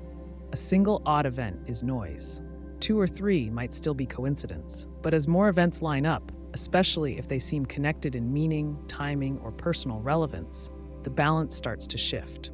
Imagine living through a month where every major decision seems to trigger a string of perfectly timed opportunities. People you barely know offer exactly the help you need. You stumble across books, messages, or dreams that answer questions you have not even voiced aloud. Each event by itself could be brushed off, but together they form a pattern that feels orchestrated. At some point, even a cautious mind must consider that reality might be shaped more actively than it appears. A real-world example is Carl Jung's idea of synchronicity. Jung noticed that some coincidences felt meaningful in ways that random chance could not explain. He suggested that events could be linked by meaning rather than cause. If the universe is a simulation, synchronicities might not be accidents. They could be programmed interventions, ways for the system to align internal states like thoughts and emotions with external events. Another example is lottery winners. Winning a lottery once is rare. Winning twice is almost impossible under fair conditions. Yet multiple people have won major lotteries more than once. While investigations often find no fraud, the statistics raise questions. In a simulation, adjusting luck slightly for certain individuals could create these outliers without breaking the surface rules. One way to test the simulation hypothesis through coincidence would be to look for clusters. Are certain individuals or places magnets for statistically extreme coincidences? If so, why? Are they hubs of meaning, change, or awareness? If the system directs resources towards certain nodes, people or locations critical to its goals, you would expect higher rates of anomalies around them. Another sign would be the timing of coincidences. If strange alignments tend to happen during periods of intense personal questioning, change, or decision-making, it suggests that they serve a narrative or developmental purpose. Randomness would not care about your inner life. A system designed to guide or shape growth would. Ultimately, the statistical anomaly puzzle teaches a simple but powerful lesson. While chance explains much, it does not explain everything forever. When enough unlikely events stack up, and when they align with patterns of meaning, purpose, or growth, the rational mind should remain open. It should consider the possibility that the odds are not as blind as they seem, and that behind the web of events, an unseen hand might be gently, persistently, guiding the threads. The error correction code paradox asks whether the presence of error-correcting codes in the structure of the universe would prove that we live in a simulation. Error-correcting codes are used in computers to detect and fix errors in data. They work by adding extra information that helps the system recognize when data has been corrupted and restore it to its intended form. If the basic fabric of the universe contains similar codes, it would suggest that reality is built to maintain integrity against disturbances, just like a computer simulation protects its data from glitches. Start by understanding what error correction does. Imagine you are sending a message across a noisy channel. Some of the bits might flip due to interference. To protect the message, you add redundancy, extra bits based on the original ones. When the receiver gets the message, it can detect if an error has occurred and correct it using the extra information. Without error correction, digital systems would collapse under the weight of small mistakes. Every communication system, from internet signals to satellite transmissions, uses some form of error correction to survive in an imperfect world. Now think about the universe. At the smallest levels of physics, particles behave in ways that seem random and unpredictable. Yet at larger scales, the universe shows remarkable consistency. Planets orbit stars predictably. Atoms bind together to form molecules with reliable patterns. The laws of nature do not drift or degrade, even across billions of years and light years. This stability is striking because true randomness, if left unchecked, tends to erode structure over time. If researchers discovered structures in the equations of fundamental physics that resemble error-correcting codes, it would suggest that reality is not simply running on pure chance and rigid laws. It would suggest that the universe actively monitors and repairs itself to preserve consistency. In short, it would act more like a computational system than like an unmanaged natural one. One famous clue comes from the work of theoretical physicist James Gates, who found that certain equations describing fundamental particles contained structures mathematically identical to error-correcting codes used in computers. These findings sparked a wave of interest because they hint that the universe's operating system might have built-in mechanisms to prevent errors from spreading. Imagine you are designing a simulation that must run for billions of simulated years. Without error correction, tiny mistakes would accumulate, eventually causing stars to disappear, planets to fall apart, or life forms to mutate uncontrollably. To keep the simulation believable, you would embed systems that detect and fix errors at the deepest levels. These systems would not announce themselves openly. They would operate silently, correcting tiny fluctuations before anyone noticed. If the universe includes such mechanisms, it would behave exactly as we see. Stable at large scales, flexible at small scales, and resistant to cumulative chaos. The laws of physics would act not just as passive rules, but as active guardians of reality's structure. You can also consider how physical constants behave. The speed of light, the gravitational constant, the Planck constant, all remain fixed across time and space. If these constants drifted even slightly, the universe would look very different. Stars might not form, atoms might not hold together, life would be impossible. Maintaining these constants could require active monitoring and correction, especially if underlying processes are noisy or chaotic. In a simulation, such stability would not be optional. It would be critical for preserving the illusion of a coherent, lawful world. Error-correcting codes would offer an elegant solution, lightweight, efficient mechanisms that fix small problems before they grow into big ones. Another clue comes from the quantum world. Quantum mechanics allows for strange phenomena like superposition and entanglement, where particles can exist in multiple states or influence each other instantly across distances. Yet when measured, these particles behave according to strict probabilistic rules that produce stable averages over time.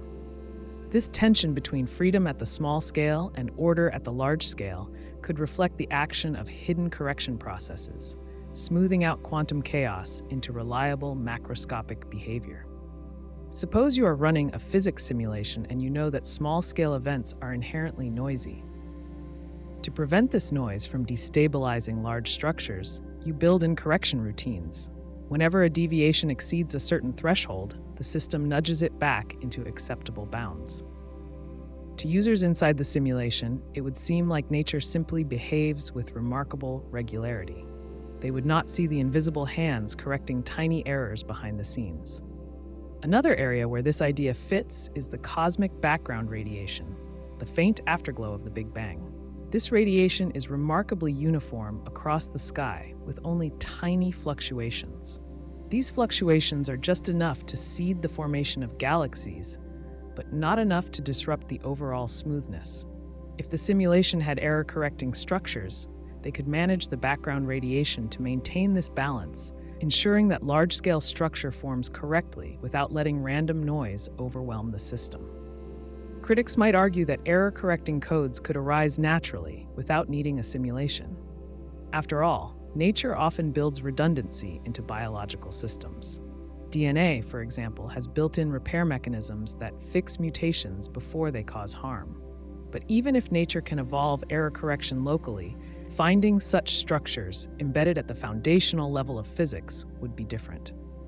It would suggest that correction is not a feature that evolved over time, but a principle baked into the deepest layer of reality from the beginning. Another objection is that our mathematics simply reflects how we think, not how the universe truly works. We use error-correcting codes in computers, so we are more likely to see similar patterns in nature. But if the mathematical structures match too precisely, if they do not just resemble, but replicate the behavior of engineered systems, it would become harder to dismiss the connection as coincidence. You can think of it this way. If you found blueprints hidden inside a rock that matched the designs used in modern skyscrapers, you would not assume it was a natural formation. You would suspect intelligent design. Finding error-correcting codes in the foundation of physics could be the same kind of discovery. If the universe is using error-correcting codes, it changes how we view physical laws. Laws would not just describe what happens, they would enforce what must happen, actively maintaining the conditions necessary for a stable, coherent world. In this view, the universe would not be a passive, indifferent machine. It would be an active system, constantly working behind the scenes to keep the simulation running smoothly. The error correction code paradox highlights how signs of design could be hidden in the very stability we take for granted. If the universe contains systems that watch, detect, and fix errors silently, it would point strongly toward the idea that reality is not a brute fact, but a carefully managed, ongoing computation, one that we experience every day without seeing the invisible framework that holds it all together. The existence contingency problem asks which is more likely, that existence came from absolute nothing, or that existence arose inside a simulation created by something else. It challenges the very foundation of how we think about reality. Everything we know, matter, energy, time, space, thought, depends on the fact that something exists. But why should there be something at all, rather than nothing? And if something must exist, is it more logical to assume it appeared on its own, or that it was created deliberately? Start by understanding what it means to say existence from nothing. True nothingness would not be empty space, darkness, or silence. It would be the absence of all qualities, all dimensions, all possibilities. No time, no space, no laws, no potential for change. In that kind of true nothingness, there would be no seeds from which something could grow.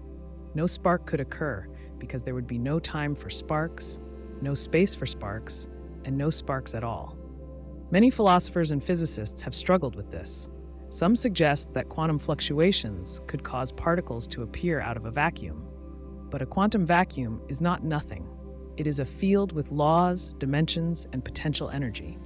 True nothingness would not have fields or laws.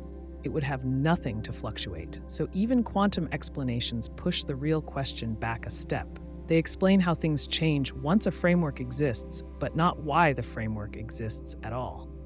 Now think about existence from simulation. In this model, our reality would be like a computer program running inside a larger reality. Something else, a creator, a civilization, a mechanism, would have built the simulation and pressed start. In this case, our existence would not have come from absolute nothing. It would have come from something else already existing, the creators and their tools. This shifts the problem, but does not remove it.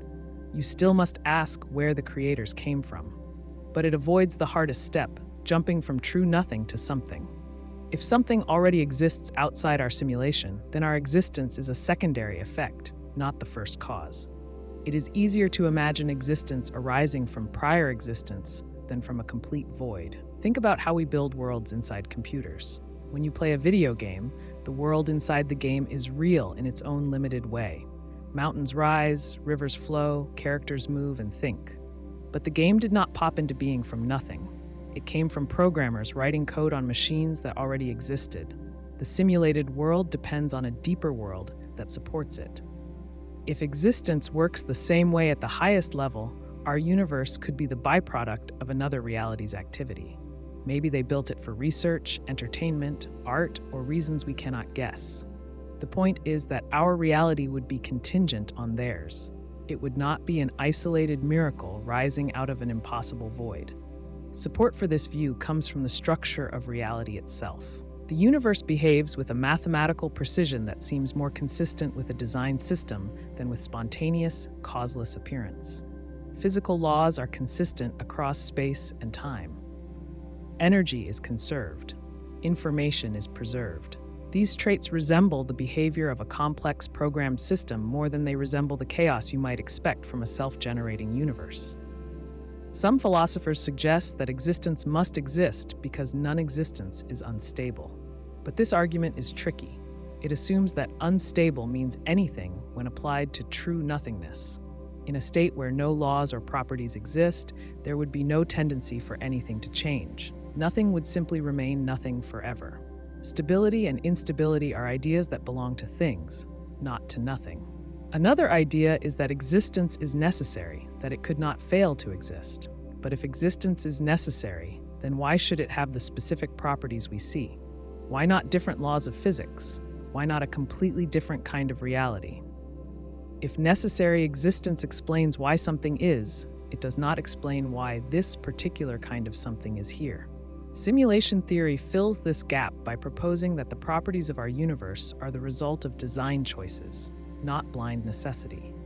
You can also think about the idea of levels. In a simulation model, reality has layers. Our universe is one layer, running inside another. That higher layer might itself be inside another, and so on. Each layer depends on a deeper level of reality to exist. This hierarchy does not eliminate the need for a fundamental reality somewhere, but it pushes the hardest questions higher, where they might be easier to answer if the fundamental layer has properties that make existence natural to it, unlike our own. If you compare the two possibilities, existence from nothing versus existence from simulation, simulation seems simpler in one important way. It requires fewer assumptions about how something can arise. It does not ask you to believe that pure nothing can spontaneously become something complex and ordered. It only asks you to believe that something capable of creating simulations already existed. Of course, this raises questions about the creators. What kind of beings or systems could make a universe like ours? Would they be physical or something beyond physical? Would they have limitations and needs? Or would they operate according to rules we cannot imagine? These are deep questions, but they seem easier to face than the question of how a true nothingness could become a full reality on its own. Some skeptics argue that positing creators just shifts the problem up a level. Where did they come from? But it matters how many steps you take. Moving from something created us to something existed and created us is easier than moving from nothing existed to something exists without cause. It reduces the mystery rather than deepening it. You can also think about human behavior as a hint. As technology advances, we create more and more simulations ourselves. We build detailed worlds inside computers. We create characters that think, act, and sometimes even learn. If intelligent beings naturally create simulations, and if existence is possible, then it follows that simulated realities would be common. In a vast enough reality, most beings would probably live in simulations rather than base realities simply because there would be far more simulations than originals. This is the basis of philosopher Nick Bostrom's simulation argument. If civilizations tend to create many simulations, and if simulated beings are conscious, then the odds are high that any given being, including you, exists inside a simulation rather than the original universe. Existence by simulation would be statistically favored over existence from a base reality. The existence contingency problem forces you to confront the deepest assumptions about being. When you weigh the two possibilities, existence from simulation aligns better with how systems grow, how complexity arises, and how conscious beings behave when they gain the power to create. Existence from nothing asks for a miracle without cause. Existence from simulation asks for a structure that extends from what already exists. It is not a final answer, but it is a path that feels more stable, more consistent, and more grounded in how we see reality operate at every other level. The redundancy puzzle asks whether the repeating patterns in reality could be a trick to save processing power in a simulated universe. When you look closely at nature, you see self-similarity everywhere. The branching of trees, the structure of rivers, the shapes of lungs, and the patterns of lightning all follow similar designs. These patterns, called fractals, show up across different scales and types of matter. Even the large-scale structure of the universe, how galaxies cluster and spread, mirrors smaller structures like molecular clouds and soap bubbles. If reality is a simulation, using self-similar patterns could be an efficient way to create the illusion of endless complexity without actually storing endless amounts of data. Start by thinking about how digital systems handle complexity. In video games, developers often use a technique called texture tiling. Instead of creating unique ground for every square foot of a landscape, they design a small patch of ground texture and repeat it over a large area. This saves memory and processing power. Players usually do not notice the repetition unless they look very carefully. The same happens with tree models, building structures, and sky patterns. Reusing assets cuts down on the computational load and keeps the game running smoothly. If the universe is a simulation, it would make sense for the system to use similar tricks. Generating entirely new structures at every point in space would be wasteful.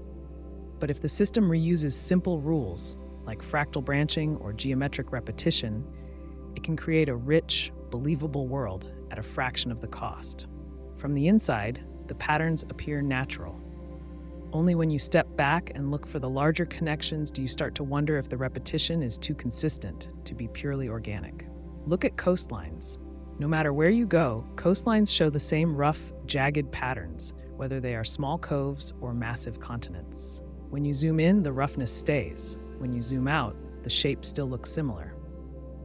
Mathematically, coastlines have a property called fractal dimension, which means they have a consistent level of complexity at every scale.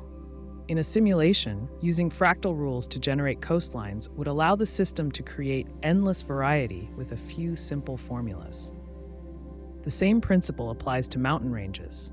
Peaks and valleys form repeating shapes across different scales. Tiny hills echo the forms of great mountains. Rivers carving through the land create branching patterns that mimic the blood vessels in your body. Lightning bolts split into smaller and smaller branches in exactly the same way that trees grow their limbs.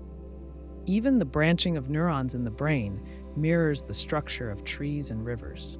If self-similarity were just an aesthetic feature of nature, it would still be remarkable. But in a simulation model, it becomes even more interesting. Reusing mathematical structures means the simulation does not have to compute every detail independently. It can generate complexity procedurally, letting a few simple rules create millions of diverse but structurally similar forms. This could extend beyond natural forms to larger cosmic structures. When astronomers map the universe, they find that galaxies are not scattered randomly. They form filaments, clusters, and voids that resemble the web-like patterns of neurons and river systems. If the simulation needed to create a believable universe at large scales, using fractal rules would provide a way to fill vast regions of space with structure without manually designing every detail. You can also think about redundancy in living systems. DNA, the molecule that carries genetic information, uses a limited set of building blocks, only 4 nucleotides, but assembles them into endless combinations. Yet even among these combinations, nature tends to reuse certain patterns. Animals develop similar limb structures, 1 bone, 2 bones, many bones, in wings, arms, and legs. Eyes, once thought to have evolved independently many times, share deep similarities across species. Nature finds designs that work and repeats them with variations. In a simulation, this would not just be a matter of efficiency, it would also maintain consistency. If the system used different rules for every environment, players inside the simulation might notice the breaks. If trees grew one way in one part of the world and another way elsewhere with no logical connection, it would break immersion. Repetition and self-similarity keep the world feeling coherent. Another clue is how randomness behaves. Pure randomness is messy. If you throw paint at a wall, you get blobs and splatters with no consistent structure. But natural randomness often organizes itself into fractal patterns. Clouds, snowflakes, river networks all show repeating structures shaped by underlying rules. This suggests that what we call randomness in nature is actually guided by deep algorithms, not true chaos. In computer simulations, random number generators often have patterns if you look closely enough. They are pseudo-random, meaning they produce sequences that look random but are determined by an algorithm. If the universe is simulated, the randomness we see might be similarly guided by hidden rules that promote self-similarity and efficiency. Suppose you wanted to simulate an entire forest. Instead of modeling every leaf individually, you would write a rule. Each branch splits into smaller branches at a certain angle. Each leaf grows at a certain distance from a node. With a few parameters, you could generate millions of unique but self-similar trees. Observers inside the simulation would see endless variety, but the underlying system would stay simple and manageable. The same logic could apply to social systems. Cultures, economies, and technologies often rise, spread, fragment, and repeat in patterns that echo natural processes. Ideas branch like trees, economies bubble and burst like fractal patterns of energy flow. Social movements ripple outward like waves in a pond. If the simulation uses the same procedural rules to generate both physical and social structures, it would create a world that feels connected at every level. Detecting redundancy scientifically would involve looking for over-regularity. If structures in very different domains, geography, biology, cosmology, show similar statistical patterns, it could suggest that the same underlying algorithms are at work. You would expect some self-similarity in a natural universe due to physical constraints, but too much self-similarity across too many scales and types of systems would hint at deeper design. Another method is searching for cutoff points. In a true fractal, complexity continues infinitely at smaller and smaller scales. In computer-generated fractals, complexity often stops below a certain resolution because the system runs out of data or processing power. If the universe shows perfect self-similarity down to a point, then breaks into noise or smoothness, it might reflect the limits of simulation rendering. The redundancy puzzle reminds us that nature's beauty might not just be the result of blind chance. It might be a sign of a hidden order. A quiet efficiency working behind the scenes to build a world that looks rich and endless, but is, at its heart, simple, elegant, and computationally smart. Self-similarity would not just be a curiosity of nature. It would be a practical solution to the hardest problem of all: how to create infinite-seeming complexity inside a system that must still follow the rules of logic, efficiency, and design. The cosmological death trap asks a simple but serious question. If our reality is a simulation, what happens to the beings inside it when the simulation ends? If the system powering the universe shuts down, crashes, or is deliberately turned off, do the conscious entities vanish along with it, or do they somehow survive the shutdown? This puzzle forces us to think about what consciousness is and how dependent it might be on the environment that supports it. Start by thinking about how simulations work. In a video game, the characters on the screen only exist while the game is running. Their world, their actions, and even their sense of identity, if they have one, depend entirely on the game system being active. When you turn off the console, the characters disappear. They have no independent existence outside the game unless the system is designed to transfer or save them elsewhere. If the same principle applies to a simulated universe, then the beings inside, including us, might depend completely on the simulation's operation. Consciousness, memory, and experience would be tied to the system's ongoing activity. When the system ends, everything inside could cease to exist, like characters in a story that stops being told. But there is another possibility. In some computer systems, important data is backed up and stored independently of active processes. If the simulation's creators value the conscious beings inside, they might design the system to extract and preserve individual consciousnesses before or during shutdown. Consciousness could be transferred to another environment, paused and restarted later, or even allowed to continue in a different form. This depends on what consciousness really is. If it is just a complex pattern of information, thoughts, memories, personality traits, then it could, in theory, be copied and moved like a computer file. The shutdown of the original system would not necessarily destroy the consciousness. It would only end its presence in that particular environment. Imagine playing an online game where your character's progress is saved to a server. If the game world is destroyed, your character does not disappear. It exists as a file that can be restored in a new version of the game or moved to a different server. If consciousness works the same way, then the end of the simulation would not mean the end of the self, only the end of one context for experience. Another angle is the idea of levels of reality. If the simulation is only one layer within a larger system, then shutting down the simulation would not destroy everything. It would only collapse one small part of a much bigger reality. Consciousness, if connected to a higher level system, could continue existing at that higher level. This matches certain religious and philosophical ideas about death and afterlife. Many traditions suggest that life in this world is temporary and that some part of the self survives beyond it. If those ideas are echoes of how the simulation is structured, they might hint at a designed pathway for consciousness beyond the end of the physical simulation. Suppose, though, that the simulation is purely mechanical, with no backup or escape route. In that case, the end would be total. Conscious experience would blink out, leaving no trace.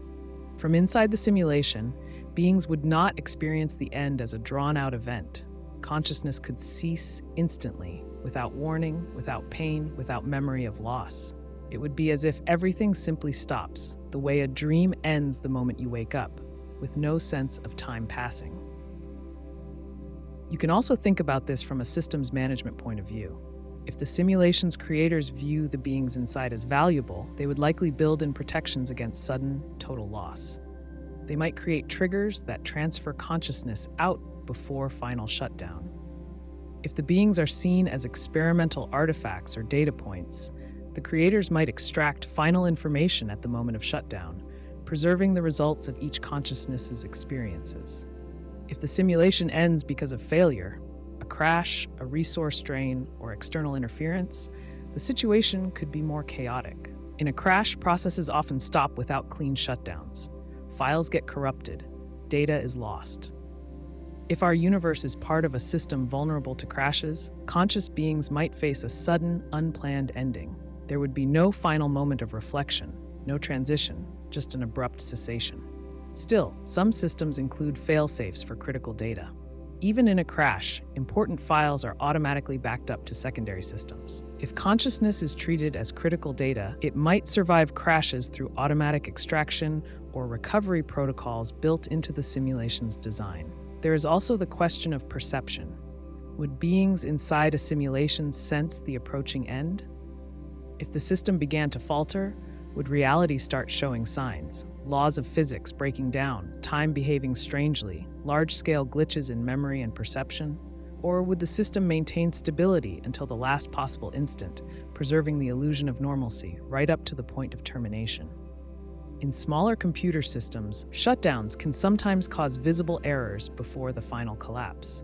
In a simulation, similar glitches could occur if resources are stretched too thin or if priorities shift to maintaining only core functions. People might notice increasing strangeness, time loops, objects behaving inconsistently, widespread déjà vu, or mass memory lapses. Alternatively, the system might include a cleanup protocol that erases awareness of the final moments. Consciousness could be gently disconnected from sensory input, allowing the beings inside to pass into oblivion or transition without fear or suffering. Another possibility is that the simulation ends but leaves traces. Residual information, ghost patterns, or incomplete memories might persist in whatever system exists beyond the simulation. This could explain persistent myths about other worlds, lingering sensations of unfinished business, or cultural memories of great endings and new beginnings. From a practical point of view, it is worth considering that beings inside a simulation would have no direct way to prepare for the end. They would have no control over it. Their best hope would be that the creators built the system with care, foresight, and compassion, or at least with a sense of responsibility toward their creations. In a harsh scenario, beings would be disposable, their experiences valuable only as temporary data. In a more hopeful scenario, beings would be seen as real, significant entities worthy of preservation and continuity. The difference depends entirely on the values and goals of whoever built the simulation.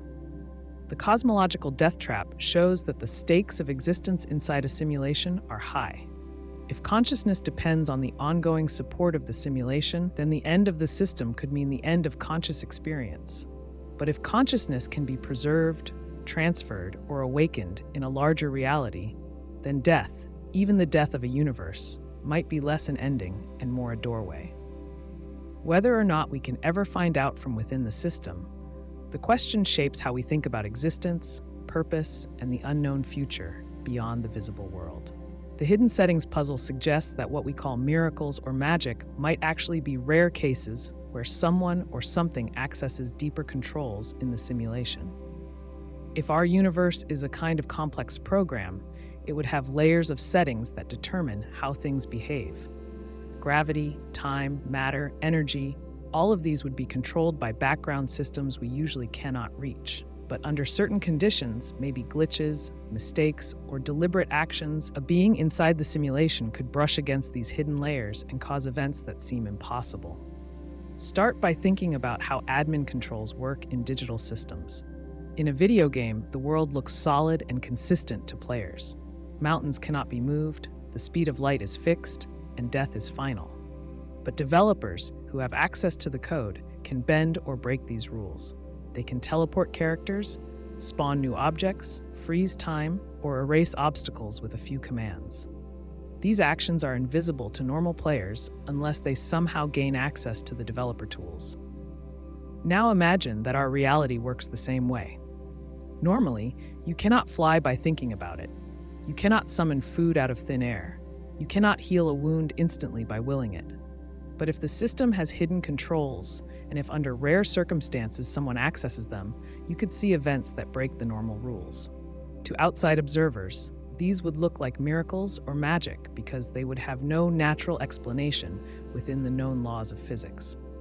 Throughout history, many stories describe such events. Saints are said to heal the sick with a touch. Prophets are said to part seas or walk on water. Wizards and shamans are said to call down fire or speak to animals. Today, most people dismiss these accounts as myths, exaggerations, or misunderstandings. But if some of them were real, admin-level access could be the simplest explanation. Suppose, for example, that the simulation grants occasional access to deeper settings based on unknown criteria. It could happen by accident, like a bug in the system. It could happen because of certain mental states, deep meditation, intense emotion, or focused intent.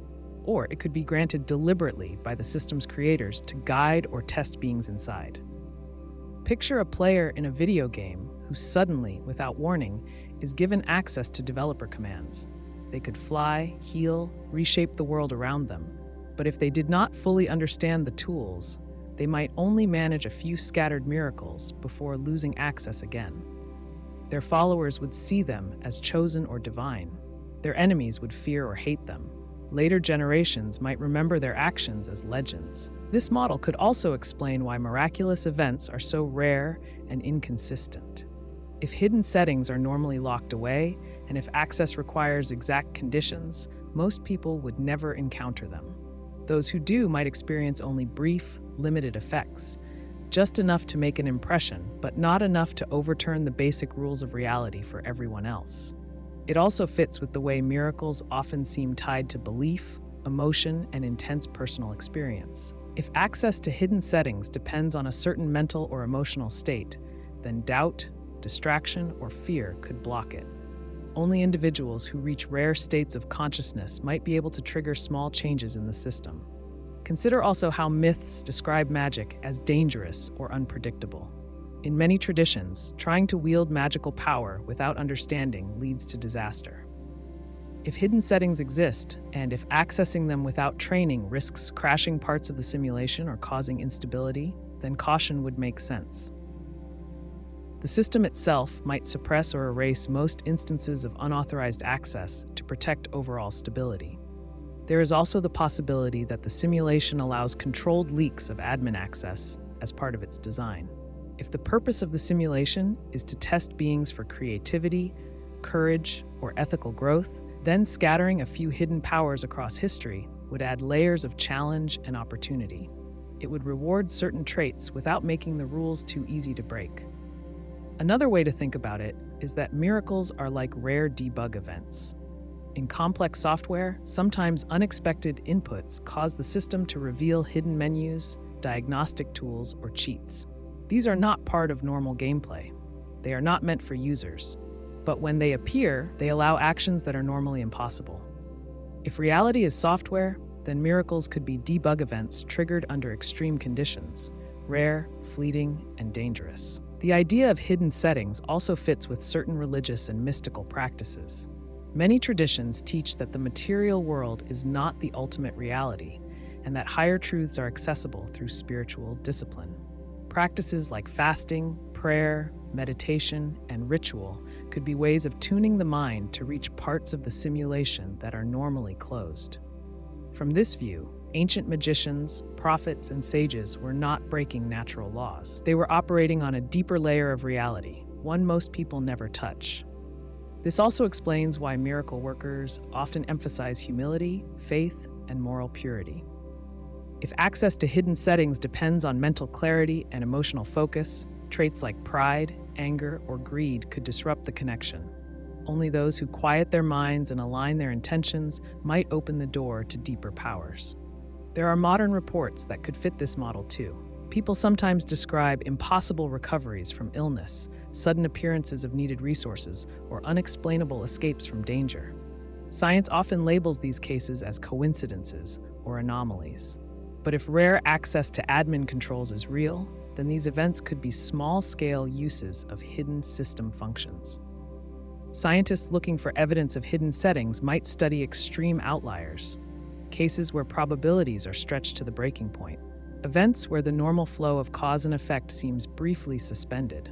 They would also look for patterns, mental states, environmental factors, emotional conditions that correlate with anomalies. The hidden settings puzzle asks us to rethink miracles and magic, not as violations of reality, but as glimpses into its deeper structure. If reality is layered, and if access to higher layers is possible, then extraordinary events might not be supernatural at all. They would be part of the system, rare but real, and waiting quietly for those few moments when the boundary thins and something more slips through. The simulation revelation problem asks a personal and difficult question. If you discovered undeniable proof that we live in a simulation, would it be right or even safe to tell anyone? This is not just a question of scientific responsibility. It is a question about psychology, society, and the deep assumptions that hold human civilization together. Proof of simulation would shatter many beliefs about life, death, purpose, and reality itself, revealing that truth would carry risks and consequences that might not be easy to predict or control. On the other hand, some might find the truth freeing. If life is a simulation, it suggests that there is a greater system beyond what we see. It hints that death might not be final, that experience might continue in some form beyond this world. It could offer comfort to those who fear annihilation. It could inspire curiosity about the nature of the creators, their purposes, and the larger reality we are part of. Suppose you decide to tell people. How would you do it? A casual conversation would not be enough. You would need clear evidence, documents, experiments, demonstrations that anyone could test for themselves. You would need to prepare for skepticism, ridicule, and possibly hostility.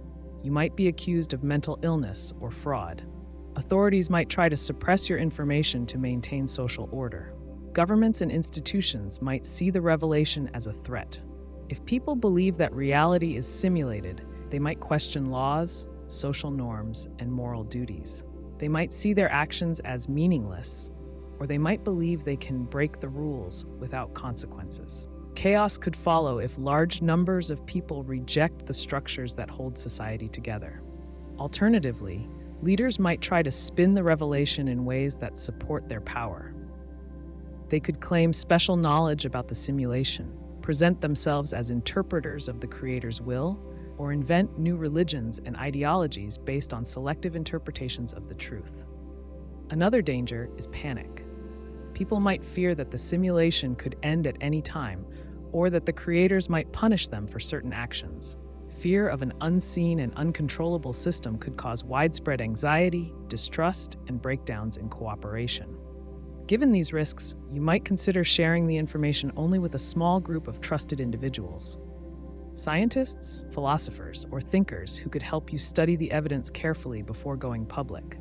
Together, you could build a strategy for how to introduce the information slowly, carefully, and responsibly, minimizing harm and confusion.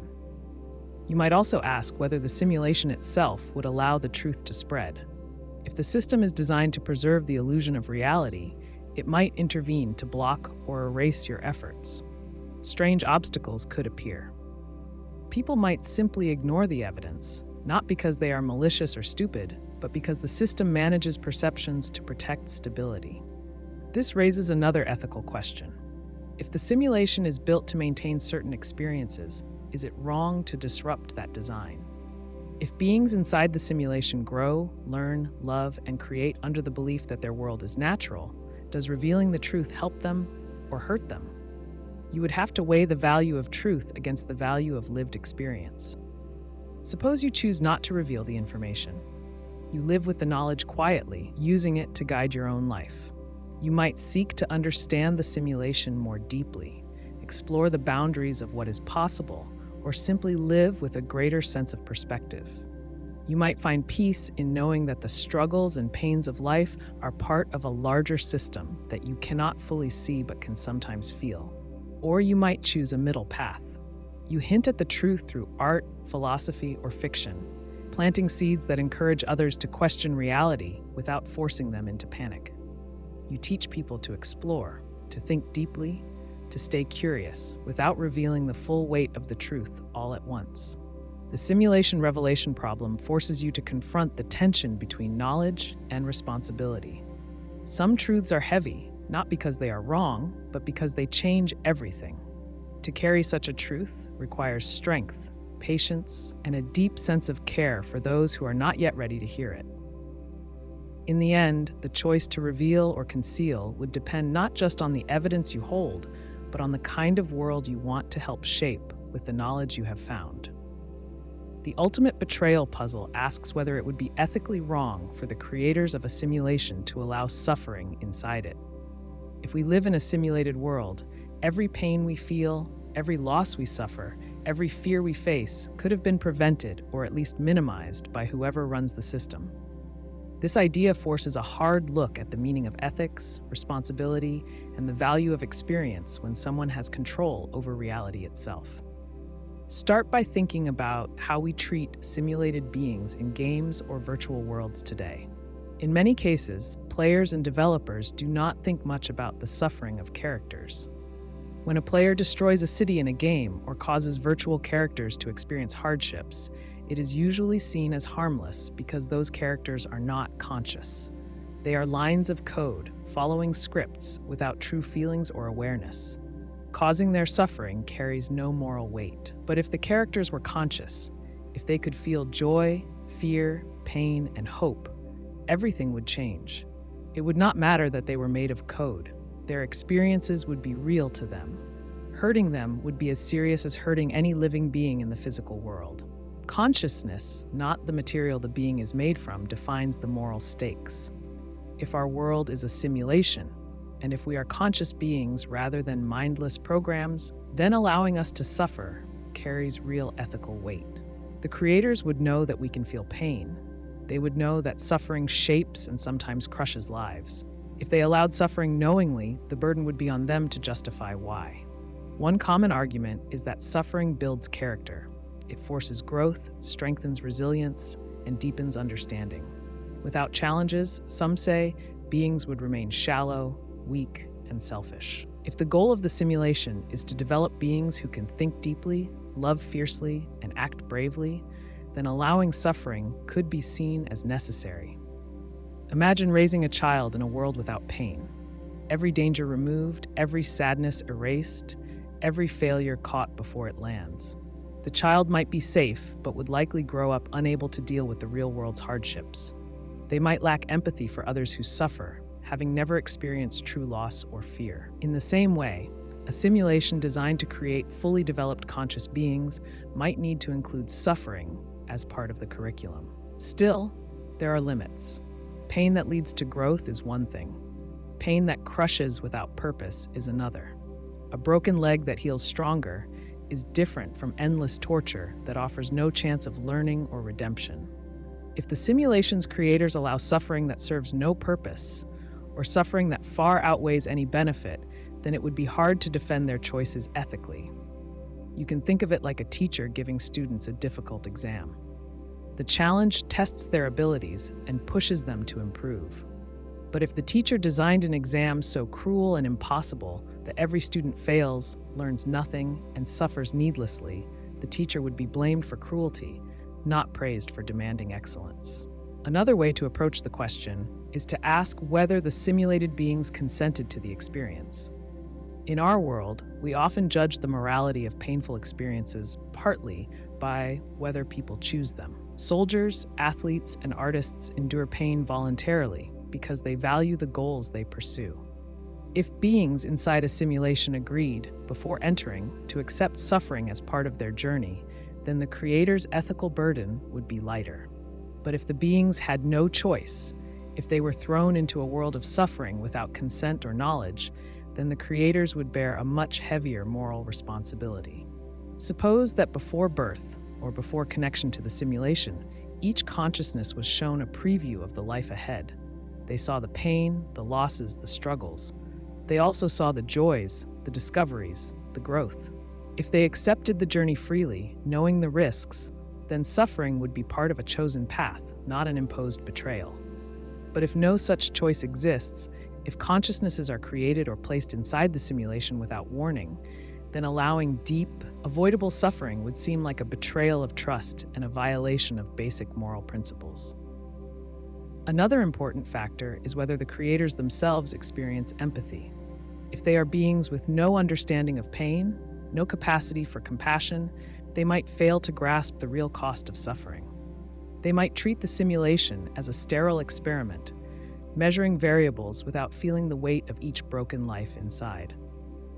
On the other hand, if they do feel empathy and still allow suffering, they must have strong reasons they believe justify the pain. Perhaps they see a broader picture, a long arc of growth that we inside the simulation cannot yet perceive. Still, the existence of meaningless suffering, the kind that seems to serve no growth, no story, no lesson, remains a hard point to defend. Natural disasters that wipe out communities, diseases that kill without mercy, violence that ruins lives without redemption. If these events are simply statistical noise in a system too large to manage perfectly, then the creators might be negligent rather than cruel. But if they are deliberate parts of the design, the question of moral failure becomes sharp. Some might argue that removing all suffering would make the simulation sterile and meaningless. Without the contrast of pain, joy would lose its depth. Without the risk of loss, love would lose its urgency. In this view, suffering is not a flaw, but a feature of meaningful existence. Yet this argument has limits. There is a difference between allowing challenges and allowing horrors. You can build a world where beings struggle, fail, and grow without building one where they are crushed under endless, meaningless agony. Imagine a game where the player faces difficult puzzles, dangerous enemies, and real setbacks. The player grows, adapts, and eventually wins. Compare that to a game where the player is trapped in an endless loop of pain, unable to act meaningfully or find any hope. One experience challenges, the other destroys. If the simulation allows the first kind of suffering, pain that teaches, tests, and refines, then it might be morally defensible. If it allows the second, pain that serves no purpose, that robs rather than enriches, then it would indeed be an ultimate betrayal. The ultimate betrayal puzzle forces us to look hard at the reality we live in. If suffering is part of a larger growth process, then the pain we endure might have meaning beyond what we can see. But if suffering is random, needless, and ignored by those with the power to prevent it, then the creators would face the same moral judgment we apply to any being that allows harm without reason or remorse. Whether from within or beyond the simulation, the value of each conscious life and the weight of each conscious pain remains real, pressing, and impossible to ignore.